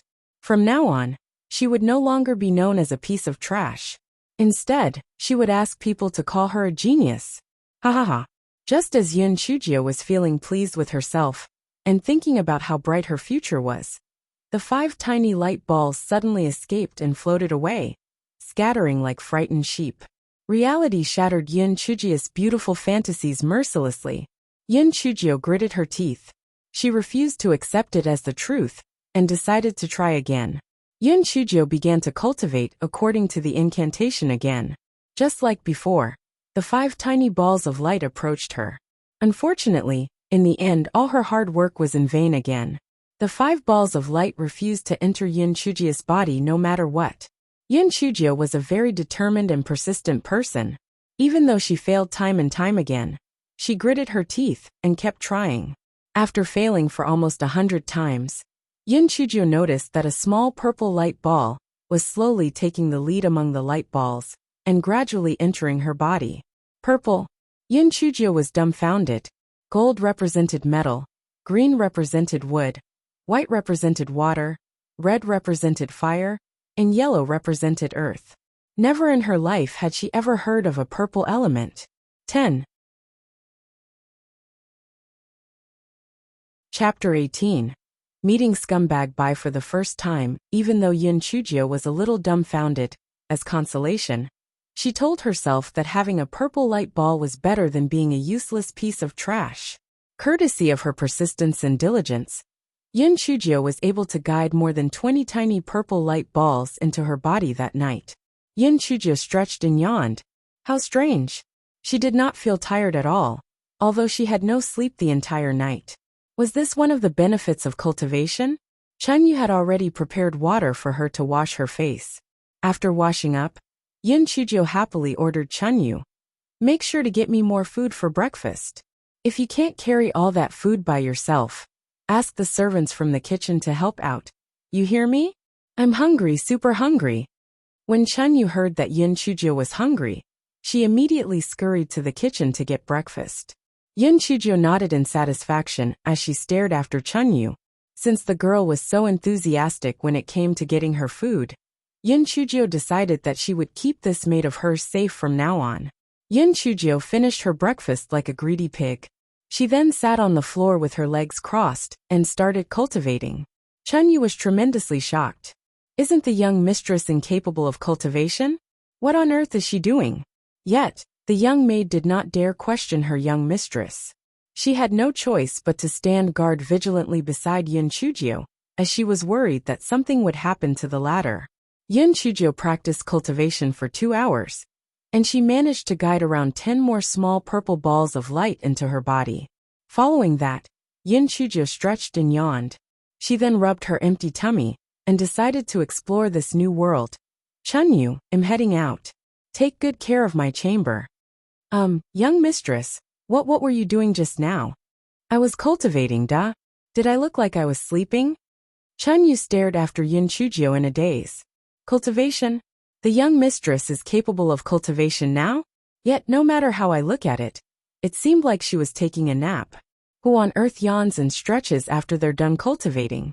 The young mistress must have been sleeping just now, and was too embarrassed to admit to it. But why did she not sleep in her room? Yin Chujio did not know that the imagination of her stupidly adorable young maid was running wild. She walked out of the Yin family's residence in style, and searched through her original persona's memories. She decided to head to Immortal Gathering Tower, which was the biggest restaurant in Yi City. Once Yin Chujio arrived at Immortal Gathering Tower, everyone who saw her rolled their eyes. She sat down at a table beside the window on the northern side of the building and ordered herself a scrumptious meal. As she waited for the dishes to arrive, Yin Chujio leaned on her chair in a leisurely manner and looked at the glorious scenery outside. There was a lotus pond outside the window, and the lotuses were in full bloom. It was a soothing sight indeed. However, why would Yin Chujio care about the lotuses? The glutton was wondering when the lotus seeds in the pods would become edible. She then started to think about crunchy and delectable lotus roots. Oh gosh, the thought of the lotus-related food items was making her salivate. While Yin Chujio was fantasizing about food, the people in the restaurant began pointing at her and gossiping about her. They did not bother about trying to be discreet about their gossip despite the fact that she was within earshot. Isn't that the biggest piece of trash and the most rabid lovesick maniac in Yi City, Yin Chujio? One tisk, she's so young, yet she's trodden on the wrong path. She just had to go chasing after a grown man the whole time. How immoral and embarrassing. I know, right? More importantly, Bai Moyu is the Yin family's archenemy. What an ingrate. Something's not right though. Don't you think so? Doesn't she follow young Master Moyu around all the time? Why is she alone in Immortal Gathering Tower today? Who knows? For all we know, she could be waiting for young Master Moyu. One as if to validate what everyone had just said. 3 people appeared at the doorway. Little Sister Yin ran ladies first. Immortal Gathering Tower is the biggest restaurant in Yi City, and it is famous for its steamed ice fish with golden flakes. The one speaking was Bai Moyu. He was handsome and gentlemanly. The young woman walking in the middle merely nodded a little. When everyone caught sight of the young woman, they gasped in unison. She was such a gorgeous woman. Chapter 19. A rose meeting an eyesore. The young woman was wearing a white gauze dress, and there was nothing on the dress other than a red plum blossom that was embroidered at its hem. She was beautiful and otherworldly, like an immortal from another realm. However, her expression was an arrogant one, which made other people a little afraid of her. There was another young woman beside her who was clad in pink. She was also pretty, but her style of dressing was a little poor in taste compared with the young woman in white. Overall, she was not quite as beautiful as the former. Someone recognized the young woman in pink as Bai Moru, the 4th young mistress of the Bai family. Big Sister Yin ran. Let's get a private room on the 1st floor. It's so noisy here on the ground floor, and it's full of lowly people. Bai Moru looked around disdainfully at the people on the ground floor, who were sitting at their individual tables. Everyone could not help but feel annoyed when they heard Bai Moru's words, but they did not dare utter a single word. After all, Bai Moru was not in the same league as Yin Chujio. Bai Moru was Bai Moya's birth sister, and the head of the Bai family. Bai Peng was rather fond of her. Bai Moyu furrowed his eyebrows a little. Ruer, stop with the nonsense. Even if you said it to make sure that little sister Yin Ran can have a good time, you're not allowed to speak that way. Everyone, my younger sister has not watched her words. Please accept my apology. Bai Moyu bowed slightly as he spoke. When everyone saw that, not only were they not annoyed anymore, but they started to praise Bai Moyu for being a humble and polite person. Noticing their reaction, Bai Moyu pretended to be nonchalant despite being pleased with himself. He flashed a slight smile and said, Little Sister Yin Ran, although what Ruer said earlier was impolite, it's true that I'll be quieter upstairs. Why don't we get a private room on the 1st floor? The young woman in white had something else in mind, however. She pointed at a table beside the window. That's quite a good place to sit. We can see the lotus pond outside the window from there. Bai Moyu saw where she was pointing at and froze. Everyone immediately became fired up as the spirit of gossip crackled in their hearts. Ha ha ha, this is going to be fun. Their food? Who the heck would be bothered about food right now? Their wine? Who the heck would be in the mood to drink right now? One Bai Moya's new lover had just come face to face with his ex-lover. The difference between them was practically like that between a rose and a pile of crap. Yin Chujio was not blind, and she naturally saw the 3 of them too. However, she was not in the mood to care about them at all, as she was too busy shoving food down her throat. I see why Immortal Gathering Tower is such a popular restaurant. Their dishes are really tasty. Not only do they look beautiful, but they also taste amazing. 5 stars. Michelin 5 stars. Even though Bai Moyu was shocked when he saw Yin Chujio, he was not bothered by her presence whatsoever. A piece of trash would remain as such whether she was dead or alive. She would not pose any threat to him at all. Moreover, she might come in handy in the future if he kept her by his side. To Bai Moyu, Yin Chujio was a total idiot. He believed that she was at his beck and call. He just needed to wave at her for her to come running to him like a dog wagging its tail before a bone. She would not even complain. As Bai Moyu thought of that, he reached out to Yin Chujio. Young Jio, why are you here? You're done eating, aren't you? Since you're done, why don't you hurry up and go home? I'll go and see you another day, Bai Moya said. He was certain that Yin Chujio would leave and let them have the table. In fact, she would do so gleefully. He then said to the woman in white, Little Sister Yin Ran, please take a seat. This is a friend of mine. She'll be leaving now so we can sit here. The lotus pond outside the window is truly very beautiful. The young woman in white nodded in satisfaction, and she walked toward Yin Chujio's seat. Yet things did not seem quite right. Yin Chujio was still gobbling down the food before her without any intention of leaving. Young Jio, Bai Moyu raised his voice and said in annoyance. Yin Chujio continued to shove food into her mouth, just as she did before. She did not even spare Bai Moyu a glance. Yin Chujio, my elder brother is talking to you. Don't tell me that you've gone deaf. Bai Moru had always looked down on Yin Chujio. If Bai Moyu had not mentioned that Yin Chujio could come in handy, she would have never bothered to talk with her at all. It was only then that Yin Chujio looked away from her food, and at the three people in front of her. Are you talking to me? There was a puzzled expression on Yin Chujio's face. 2.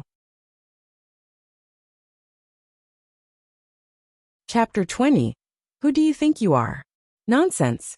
Of course he's talking to you. Big sister Yin Ran wants to sit here, so you better hurry up and make way. Bai Moru glared at Yin Chujio in disdain. Not only was the bitch ugly, but she was also a piece of trash. How dare she even think about being with her elder brother? Truly, her head had to be full of clouds for her to think about reaching something above her station. I'll naturally take my leave when I'm done eating, but right now I'm still enjoying my food. While Yin Chujio spoke, she grabbed a slice of fish with her chopsticks and ate it. As the fish triggered her taste buds, its flavor caused her face to morph into an obviously exaggerated expression of delight. Bai Moru immediately flew into a rage. Just as she was about to drag Yin Chujio out of her chair, Bai Moyu gestured at her to calm down with his eyes. Bai Moru snorted coldly and kept quiet. After all, she was quite terrified of this elder brother of hers. Bai Moyu furrowed his eyebrows and went up to Yin Chujio. Young Jio, stop making a fuss. Leave now or else. What are you going to do? And stop calling me by my pet name. It's reserved for my family members. Who do you think you are? From now on, please call me Yin Chujio or Miss Yin. You can also call me Immortal Yin. The corners of everyone's mouths twitched violently, threatening to morph into grins when they heard what Yin Chujio said. Immortal Yin? Why are you so shameless? You look like nothing but a black ball of charcoal. Maybe others should call you Little Goblin instead. Why is Yin Chujio being so abnormal today though? She has always complied with every single one of young Master Moya's demands, hasn't she? Bai Moyu obviously never expected things to go that way either. The idiot was likely still angry about what had happened the day before. Hence, he used a gentle tone, and said with a hint of affection in his eyes, Young Jio, don't throw a tantrum. I'll go and see you another day. One Yin Chujio froze, and Bai Moyu could not help but laugh internally when he noticed it. That trick of his had always worked on the little idiot. He was certain that she would definitely leave the restaurant obediently now. Just as Bai Moyu secretly felt pleased with himself, Yin Chujio lowered her head and pretended to puke. Goodness gracious, stop being so disgusting. Can you please direct your horniness to other people in the future and leave me alone? What a scumbag. Bai Moyu froze. Bai Moru also froze. In fact, everyone in the restaurant froze. Could it be that Yin Chujio had gone crazy? She had always liked young Master Moyu, had she not? Why was she repeatedly spouting such harsh words to young Master Moyu today? Bai Moru was the first person to fly into a rage. Yin Chujio, you're a piece of ugly trash. Who's the one who used to follow my elder brother around like a dumb, mangy dog? My elder brother is a soft-hearted person, and he has always taken care of you because you're such a pitiful girl. How could you turn against him and say all these harsh words? What an ungrateful bitch. This time, Bai Moyu did not stop Bai Moru from speaking. How dare Yin Chujio speak in such a manner to him? It was indeed time to teach her a lesson or two. Yin Chujio looked at Bai Moru like she was looking at an idiot. All of a sudden, she climbed onto her chair and stood on it. Bai Moru was shocked, and she could not help but take a step back. Everyone did not know what was going on, and they looked at Yin Chujio curiously. Had Yin Chujio really become a madwoman? Yin Chujio sneered, and there was a solemn expression on her small face. Everyone, today Yin Chujio would like to make a formal announcement. For some reason, Bai Moyu had an ominous feeling about it. Bai Moyu is a cunning and lowly man. In order to achieve his unspeakable aims, he schemed against me and manipulated me. I was deceived because I was young and immature, and I did a lot of wrong things to the Yin family. Right after Yin Chujio said that, her eyes turned red, and tears flowed down her cheeks like a broken dam. She pretended to look like she was trying to hold back her sorrow. Even though I'm young, I still understand that I should repent since I've done something wrong. The Yun family has raised me, but I repaid their kindness by turning against them.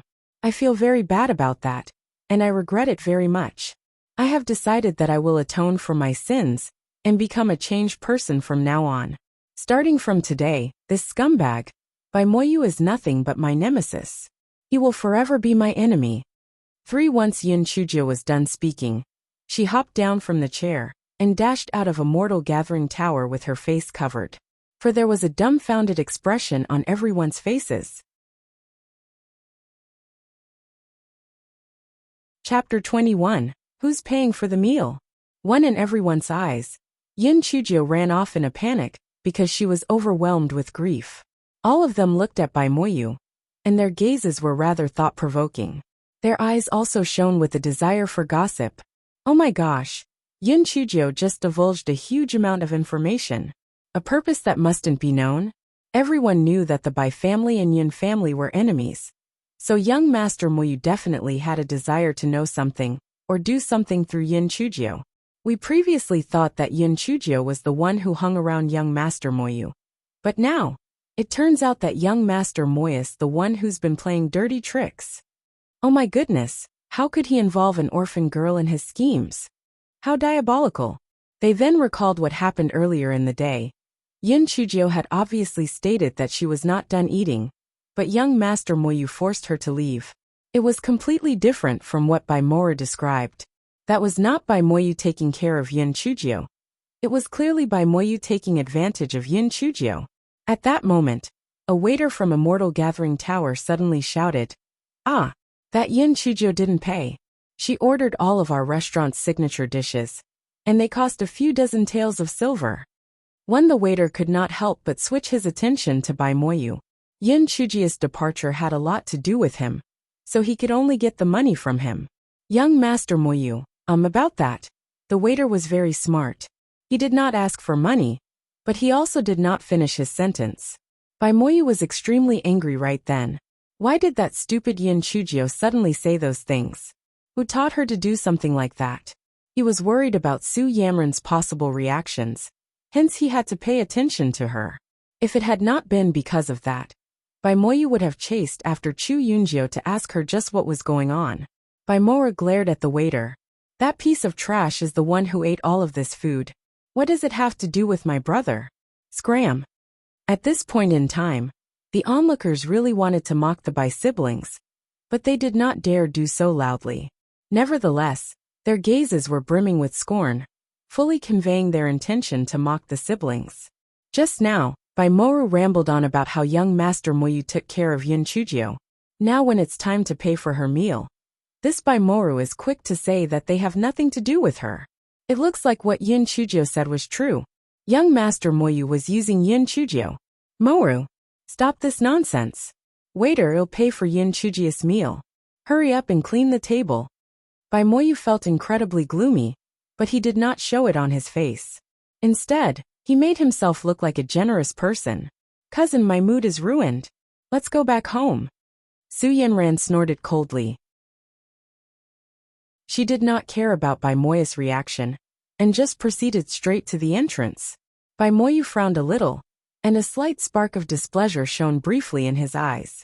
He threw some pieces of silver to the waiter before he chased after her. Little sister Yanran, Yun Chujio is under the care of the Yun family. Her foster parents died, and I just took pity on her.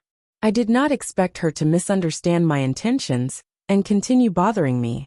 This time, she must be playing some kind of trick to get my attention. I think she's just pretending to pull away from me. She's really trying to get closer to me. 5. That's true. Big sister Yanran. The people in Yi City all know Yun Chujio. She is just a piece of trash that can't practice cultivation. If it weren't because of my brother's kindness, he wouldn't have bothered himself with that dark and ugly waste of space. Bai Moyu chirped up next to them, and her voice was full of disgust. Disdain flashed briefly across Su Yanran's face before it disappeared. The Yin family? The Yin family that has always been against your family? Bai Moyu nodded. Exactly. Oh Yin Xiaotian. He's the head of the Yin family household, who, by the way, is also at the 6th level in spirit refinement realm. Their strength is on par with our family.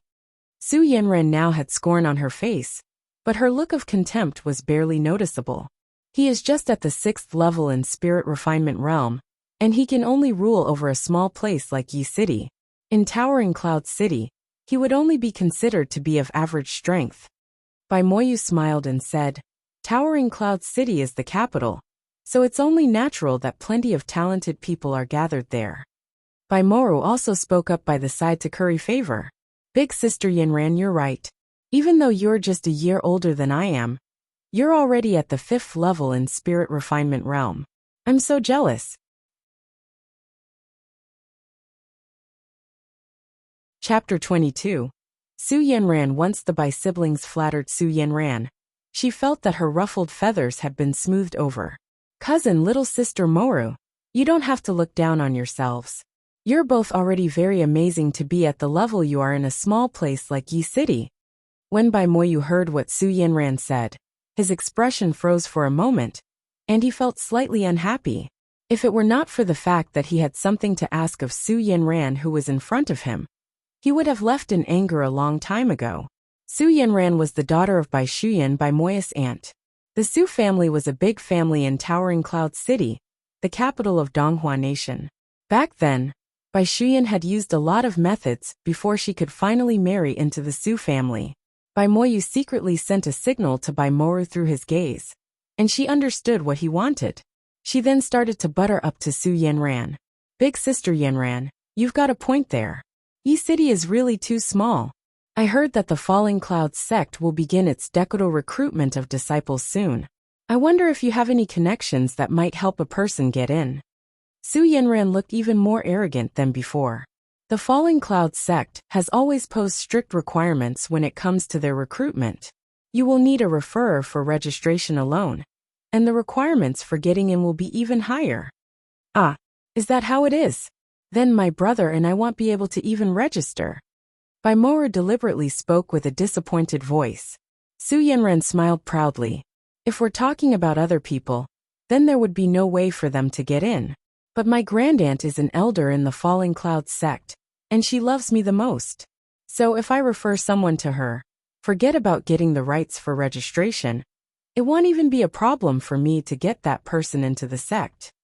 Wow, big sister Yanran, you're so great. Bai Moru wore an envious expression before she squeezed out an expectant look. Big sister Yanran, can you register me and my brother for the recruitment? That won't be a problem. When the time comes, I will register your names for you. Su Yanran said with a smile. She naturally understood that Bai Moyu and his sister had discussed this beforehand. In any case, once her grandfather gave the orders, his mother would have to agree to it.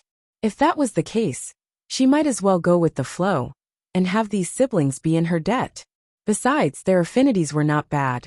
If they joined the Falling Clouds sect, she could have 2 more helpers. Bai Moya's eyes sparkled faintly. He had spent so much effort in buttering up to Su Yanran, through every means possible, because he wanted to make sure that he could enroll in the Falling Clouds sect.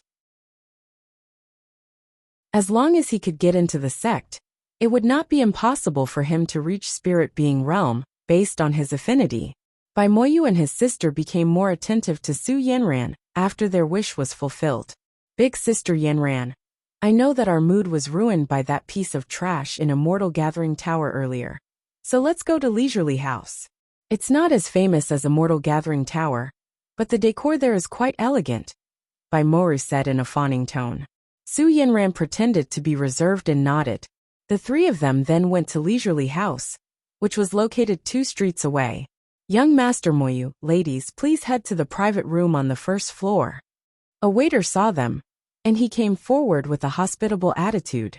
All right, we'll take Cold Plum Blossom private room then. The decor there is refreshing and elegant, plus we can still view the scenery through the window, Bai Moyu said calmly. Young Master Moyu, I would suggest that you switch to another room. Golden Autumn Pavilion is also one of our top-grade private rooms, said the waiter in a troubled manner. Bai Moya's face turned almost as sour as rotten milk. Did some unlucky spirit decide to visit him today? Everything was just not going according to plan. Cousin, my mom always told me how great my grandfather's family in Yi City is. But I never thought that despite being supposedly in power, it would be so hard for you to have a meal in Yi City. When Su Yanran saw how Bai Moyu and his sister kept trying to curry to her favor, she started to show her arrogant and willful nature. Bai Moyu found his ego slightly trampled, and his expression turned even more sour than before. Who is eating in Cold Plum Blossom private room? Tell him to switch to Golden Autumn Pavilion. I will treat him to his meal. 2. Chapter 23. I will torture you to death today. The waiter dared not offend Bai Moyu, so he could only whisper that he would do as he was commanded before he ran up to the first floor. A while later, the waiter came back with a troubled look. Why, young Master Moyu, the customer, she refuses to change rooms. Su Yanran snorted coldly. Cousin, I think we can only head back for lunch today. If we continue dawdling around, instead of having lunch together, we'll end up having dinner. Does the person know that it's me asking her to change rooms? Bai Moyu's expression was sour like milk that had gone bad for at least a week. He burned with rage, but he could not vent his anger on Su Yanran. Therefore, he vented his anger on the customer in Cold Plum Blossom private room. It told her but. The waiter looked distressed, as though he had something very inappropriate to say. But what? Tell me honestly. If you hide anything, I will have someone dismantle Leisurely House. Bai Moyu felt annoyed too. Usually, in Yi City, her words held weight, and she was always the one giving orders. Yet ever since Su Yanran came, she had almost become a young maid. The waiter shook with fright. I'll tell you. At first, the customer happily agreed to your request when she heard that someone would pay for her to change rooms. But when she heard that you were the ones paying for her, she immediately changed her mind. Bai Moyu instantly erupted like a volcano when she heard those words. She's openly going against the Bai family. I'd like to see just who it is who has a death wish. Bai Moyu fiercely rushed up to the first floor. The waiter was pale with fright, so he quickly ran to the backyard and looked for the owner of the restaurant. Bai Moyu kicked the door of Cold Plum Blossom private room, and when she saw the person inside, she became even angrier. She saw a dark-skinned girl happily gnawing on a drumstick in the private room. Yin Chujio, you again. Are you doing this on purpose? Bai Moyu demanded viciously. Yin Chujio cast a glance at her. Are you out of your mind? I came here first. Everything works at a first-come, first-served basis, you know? You took over my seat in Immortal Gathering Tower, but I didn't make a fuss about it. Now you followed me here. Aren't you ashamed of yourself? You, die. Bai Moyu was so angry that her face turned red. She jumped over and was ready to give Yin Chujio a slap on the face. Yin Chujio cursed up a storm in her heart. Are all the people here sick? Why do they always want to slap someone? Well, screw you. If your hand even touches me, I'll torture you to death today. Have a taste of my hidden weapon. Yin Chujio threw the drumstick in her hand at Bai Moyu's face. 6. Bai Moyu was stunned, and she subconsciously dodged it. Yin Chujio quickly moved away and slid behind Bai Moyu in a flash. Then she kicked the back of Bai Moyu's knee, and Bai Moyu fell face first on the floor because she was caught off guard. Yin Chujio tapped a few spots on Bai Moyu's body, and immediately after, to Bai Moyu's shock, she found that she was not able to move at all. Yin Chujio picked up a bowl of hot soup from the table, and she poured it all over Bai Moyu's head. The soup was so hot against her skin that Bai Moyu screeched like a pig being slaughtered. Although it was not hot enough to disfigure her, a large part of her skin was still scalded red, and a few vegetable leaves also hung off her hair. One Bai Moyu as well as Su Yanran heard Bai Moyu's pained shrieks from below, and they quickly ran up. When Yin Chujio heard their footsteps, she sat back in her chair, picked up her chopsticks, and continued eating. Damn it! You've caused me so much trouble in 2 places, and I still haven't filled my stomach. What a loss. When Bai Moyu saw the situation in the room, he was full of confusion. Moyu, what's wrong?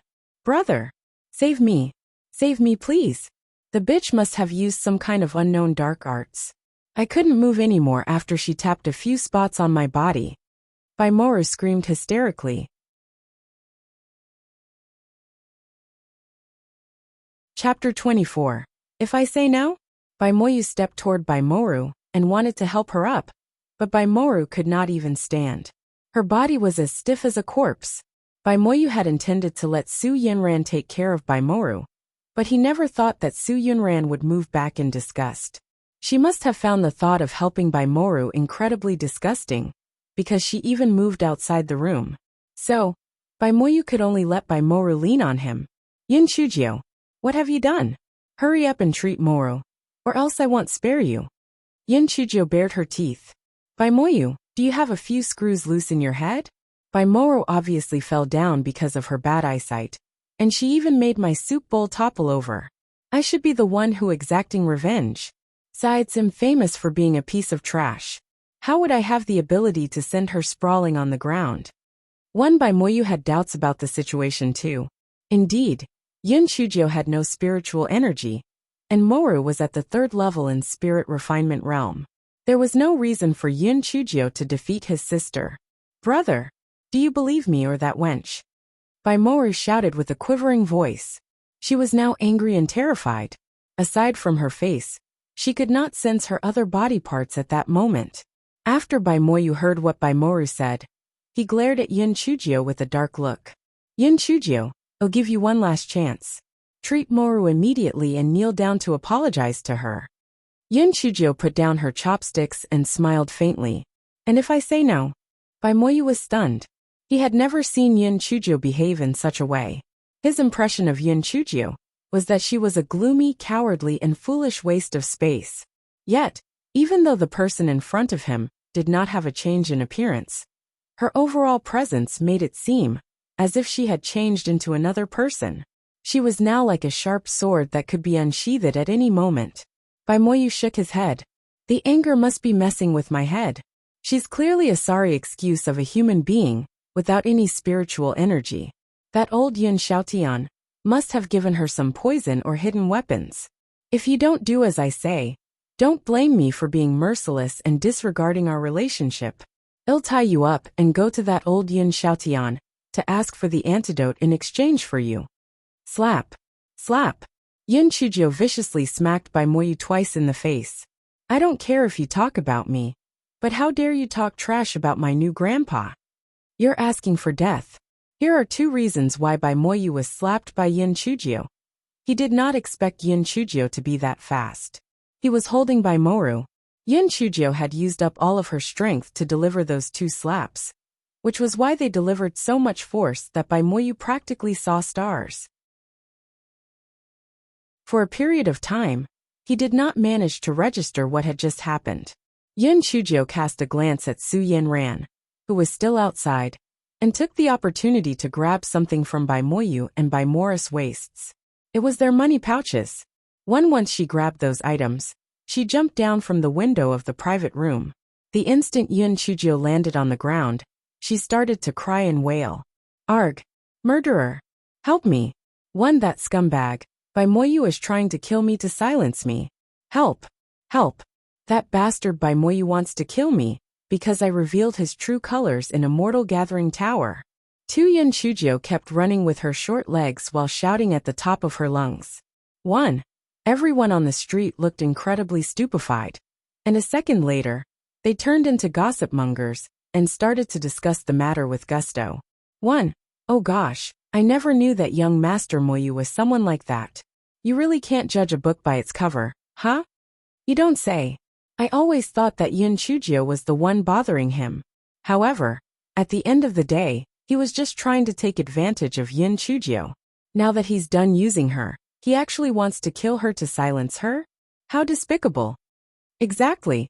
How could he use such a dirty method to treat a young orphan? Truly, how shameless. When Yin Chujio heard the discussion from the crowd, she silently clenched the stolen money pouches hidden in her sleeve, and she felt delighted. She began running even faster. 2. Chapter 25.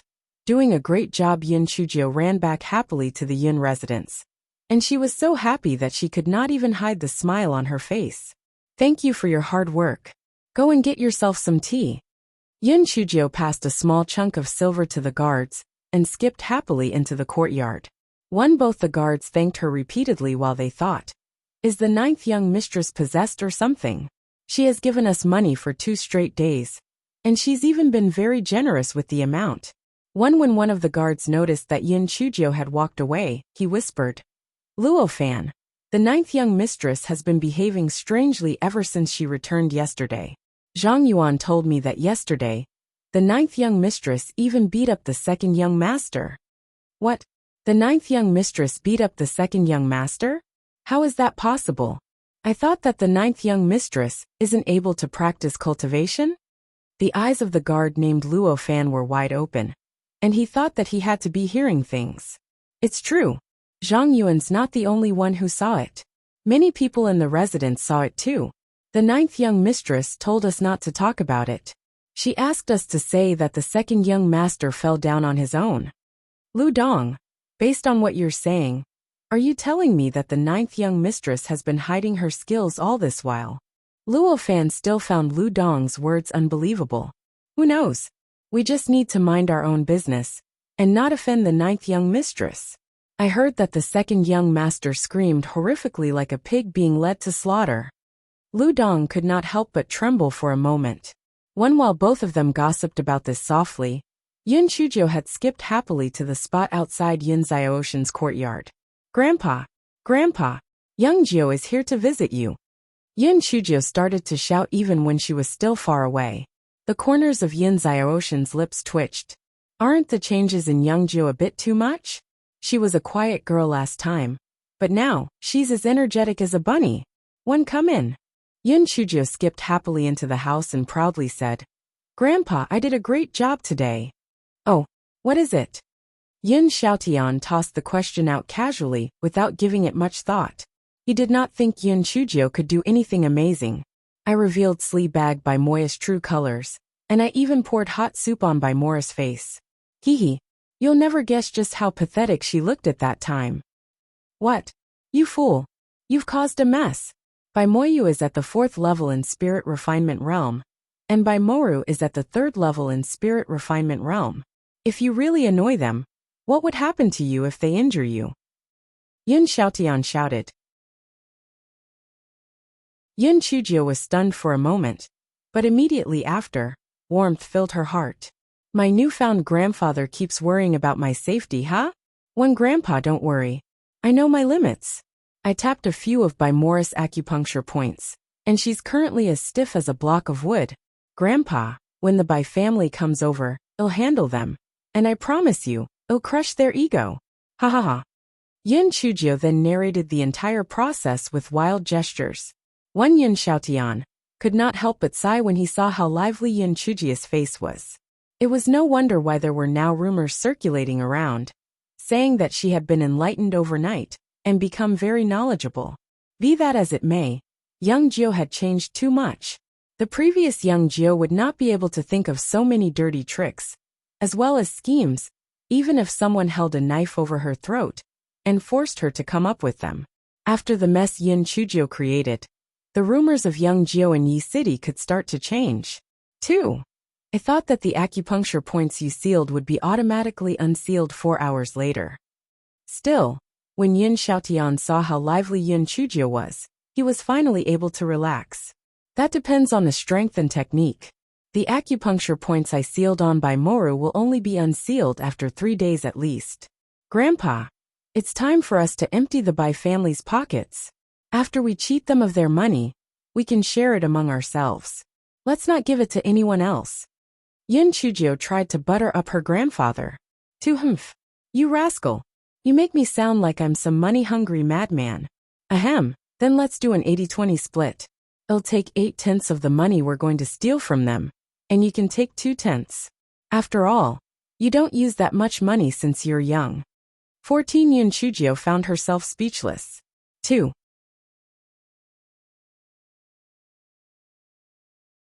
Chapter 26. I came for class. Yin Chujio rolled her eyes. So, we've been beating around the bush for so long because my new grandpa is also a money-loving bastard. Grandpa, I'm the one who came out with this idea and sealed by Morris acupuncture points. Isn't 2/10 too little? At the very least, I should get half of the money, right? Humph. Why does a young lady like you need that much money? 30-70. The most I can accept is 30-70. Yin Xiaotian glared at her. 50-50. Let's make it 50-50, or else I'm going on strike. What are you going to do then? Yin Chujio put her arms akimbo while widening her eyes. Grandpa, even if we're relatives, we have to make things clear when it comes to money. It's a matter of principle. When Yin Xiaotian saw that Yin Chujio was as angry as a soaked kitten, he was amused. Young Jio, tell me, why do you need that much money? If it's reasonable, forget 50-50. I'll be fine with even giving you 7/10 of the money. Yin Chujio stretched out a dark hand, bent her fingers and said, First, I love delicious food, but the food at the restaurants are so expensive. Yin Xiaotian was so angry that he nearly got a stroke. Look at this girl, she's hopeless. She only thinks about food.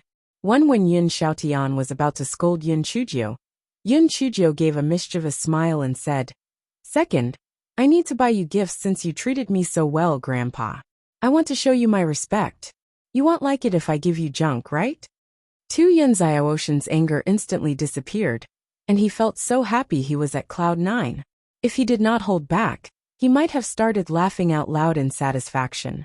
Yin Chujio peeked at Yin Xiaoshan's expression, and she felt incredibly smug. You might be a cunning old fox, but you can't escape from me, the hunter. Oh-ho-ho-ho. Third, my uncle, aunt, fourth brother, fifth sister, and young 10th will also need gifts. I've done many wrong things in the past, so I need to make up for my mistakes, right? Grandpa, asking for half of the money isn't too much now, don't you think? Of course it isn't. Young Jio, I don't want their money anymore. You can keep all of it. Yin Xiaoshan's heart burst with joy after listening to Yin Chujio's sweet talk. Right now, forget about the silver.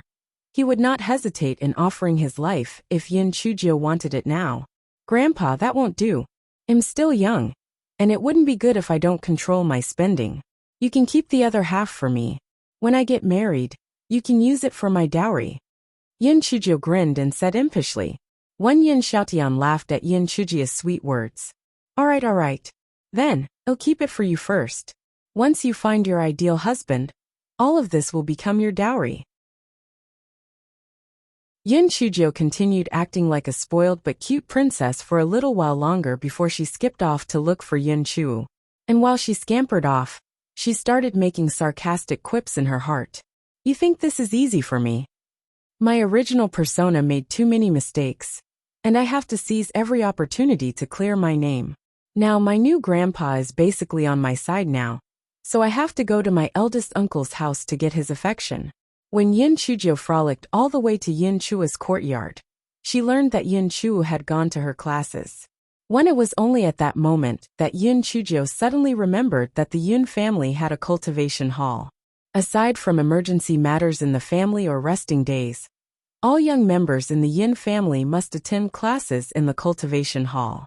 Since Yin Chujio was absolutely hopeless when it came to cultivation, and was constantly busy with trying to please Bai Moyu, she had never been to the cultivation hall before. Yin Chujio blinked, and ran off to reach the area outside the cultivation hall. The one who was looking after the cultivation hall was the fifth elder of the Yin family, Yin Xiaowen. When he saw Yin Chujio coming over, he could not help but frown. Yin Chujio, why are you here at the cultivation hall? I'm here for classes. Aren't all the disciples of the Yin family able to come for classes? Yin Chujio tilted her head to the side and asked seriously. 1.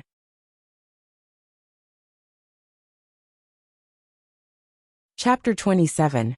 Young Jio, do you have a question? The fifth elder found himself speechless for a moment. But as an elder, it would not look good for him to embarrass a junior, so he waved his hand. Go on in. But don't make a mess. Yin Chujio could not help, but did a secret eye roll. Do I look like someone who just fools around all the time? 3. Yin Chujio walked into the cultivation hall with a swagger, and as soon as she entered, she attracted everyone's attention. Oh, would you look at that? Yin Chujio, what are you doing here? Could it be that the ultimate trash of Yi City cultivates now? A beautiful girl mocked. Yin Chujio looked at her. She was the third mistress' daughter, Yin Chuki, and she was the seventh child in the family. She looked down on the original persona, and usually bullied her quite a lot. Chuki, an elegant girl, glared at Yin Chuki before she spoke softly to Yin Chujio. Younger sister Jio, why did you come into the cultivation hall? Why aren't you outside? Yin Chujio's eyes flashed. Compared to Yin Chuki, this Yin Chushan is even worse. Yin Chushan was the third eldest child in the family, and she was Yin Chuer's younger sister. The original persona actually thought that Yin Chushan was a good person, but many things that happened to her were because of Yin Chushan's bad ideas, and her original persona would always end up as the scapegoat. Yin Chushan had also been involved in how Yin Chujio had ended up being so completely infatuated with by Moyu. When Yin Chushan saw that Yin Chujio was not talking, and was only staring at her with a pair of eyes as dark as the night sky, she could not help but panic a little. Younger sister Jio, can you hear me? Yin Chujio yawned. Well, I have nothing to do, and since I have nothing to do, I decided to come and see you all. Continue training, just ignore me.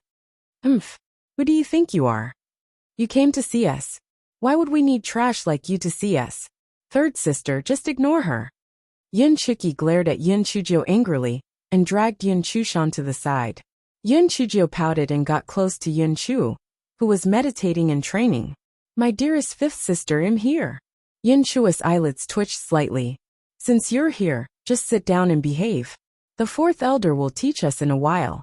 The fourth elder is the most impartial and stern elder of all of our teachers. You must absolutely not cause any trouble. One Yin Chujio nodded repeatedly. Fifth sister, don't worry, you know how I am. I'm the most obedient person around. I won't cause any trouble. Two Yin Chu rubbed her forehead. It's precisely because I know just how you are that I'm afraid you might stir up trouble, alright? Yin Chujio looked around curiously. This cultivation hall was actually just an empty big room. Including Yin Chujio, there were 9 disciples of the Yin family here. And among the younger generation of the Yin family, only Yin Chuer was not around. Yin Chujio did not care if others found her an eyesore either. She just nodded and smiled at everyone, creeping them out. This Yin Chujio is normally gloomy, so what exactly is she up to today? All the muscles in Yin Chushi's small face tensed up, and he glared viciously at Yin Chujio. But Yin Chujio just stuck her tongue out at him. Yin Chusher found himself stunned speechless. At this moment Yin Xiaohai, the fourth elder of the Yin family, came in. The fourth elder saw Yin Chujio immediately, and he was puzzled. Why is Yin Chujio here? What is she up to today? The fourth elder gave Yin Chujio a warning look. But to his surprise, Yin Chujio just smiled sweetly at him, and her dark face actually looked a little pleasing to the eye at the moment. The fourth elder could not help but be stunned. He did not realize, before, that young Jio had a pair of good-looking eyes. They were clear and bright like a clear spring. Though this was supposed to be a class, the learning progress of the disciples of the Yin family was different. In fact, most of the time, the disciples would just train on their own, and the elders were just responsible for answering their questions. Today was no exception. After the fourth elder came in, he sat cross-legged at the forefront of the hall, and waited for the disciples to ask him questions. But there was no way Yin Chujio would know about this process. She just widened her eyes idiotically and stared at the fourth elder. The fourth elder was a little baffled by Yin Chujio's action. Young Jio, do you have a question? Yin Chujio was confused. What's happening now?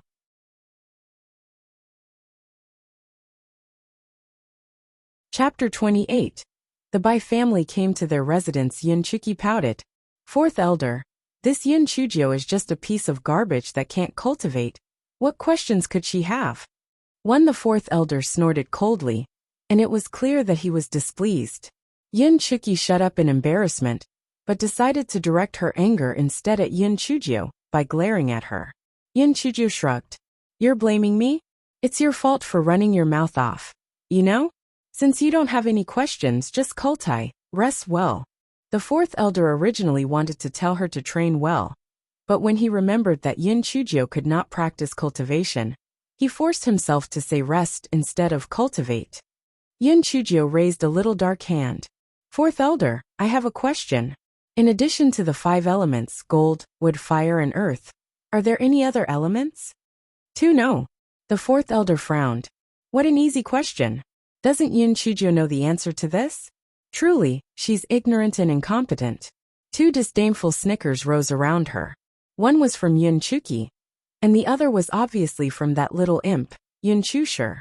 Yin Chujio ignored them and sank into deep thought. That can't be right.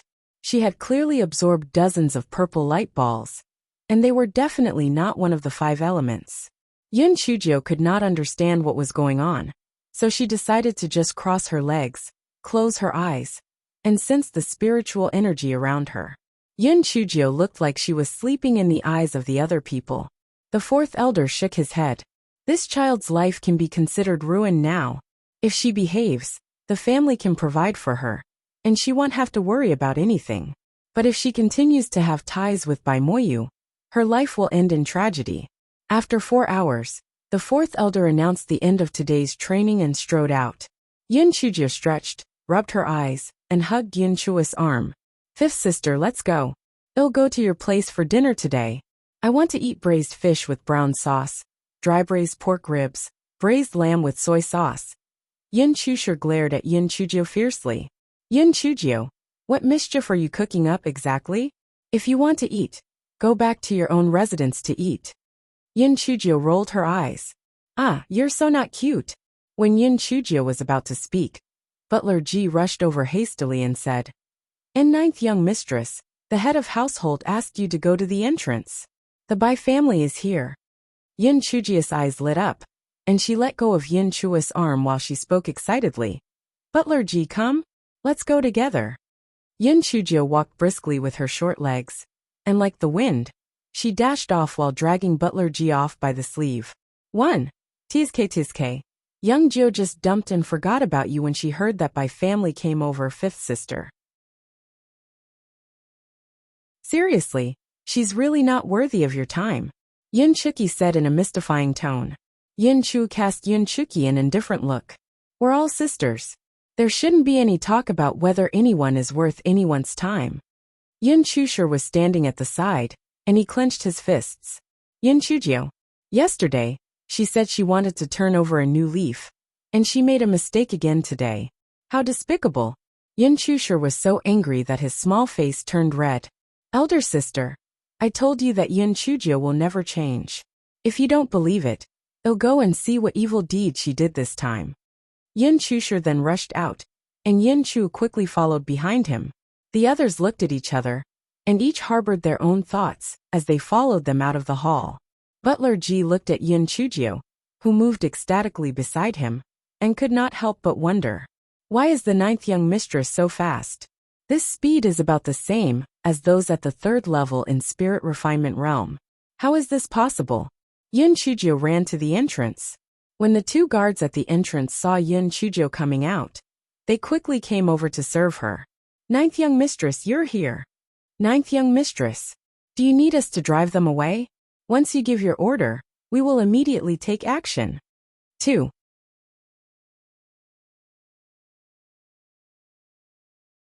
Chapter 29. This is blackmail. Butler Ji could not help but marvel about this.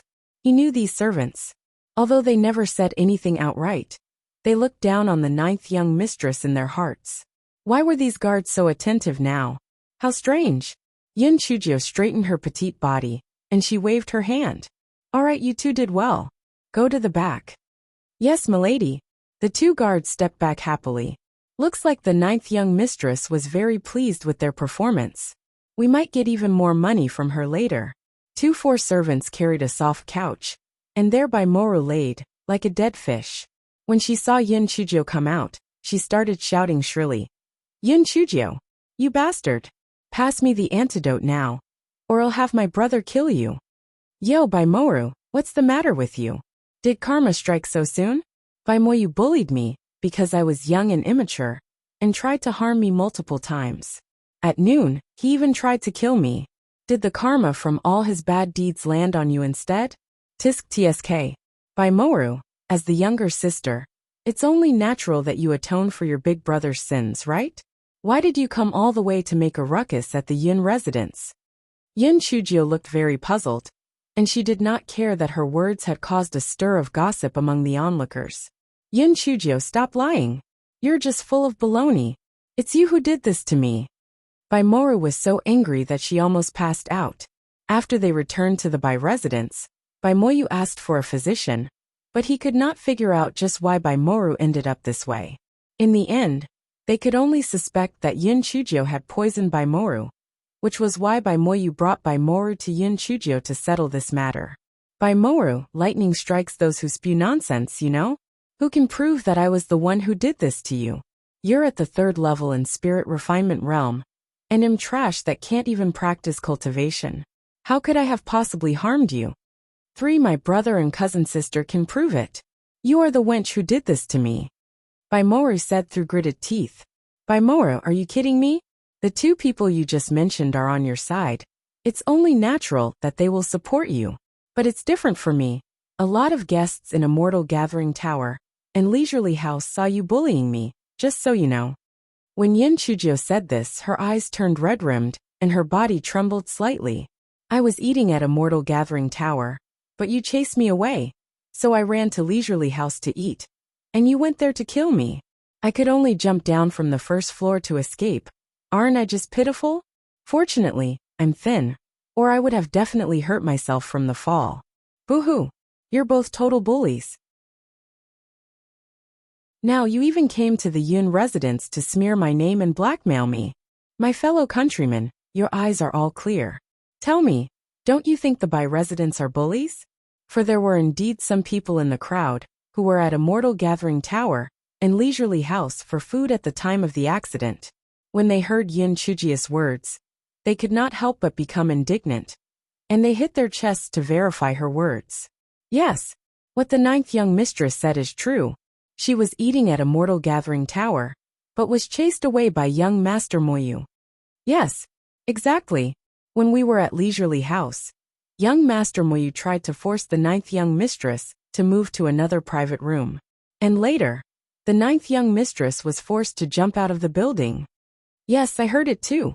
The 9th young mistress cried out for help when she fled at that time, and her voice even broke. The young boys in the Yin family became angry when they heard what the crowd said. Yin Chusher originally wanted to settle his score with Yin Chujio, but now, he felt that Yin Chujio was quite pitiful. She was actually bullied by Baimoyu to this extent. Looks like she meant it when she said she wanted to turn over a new leaf. One as the eldest brother, Yun Chuyi was the first to step forward. Baimoyu, your family has gone overboard with your acts of taking advantage of the weak. Leave the Yun residence immediately, or we will show no mercy.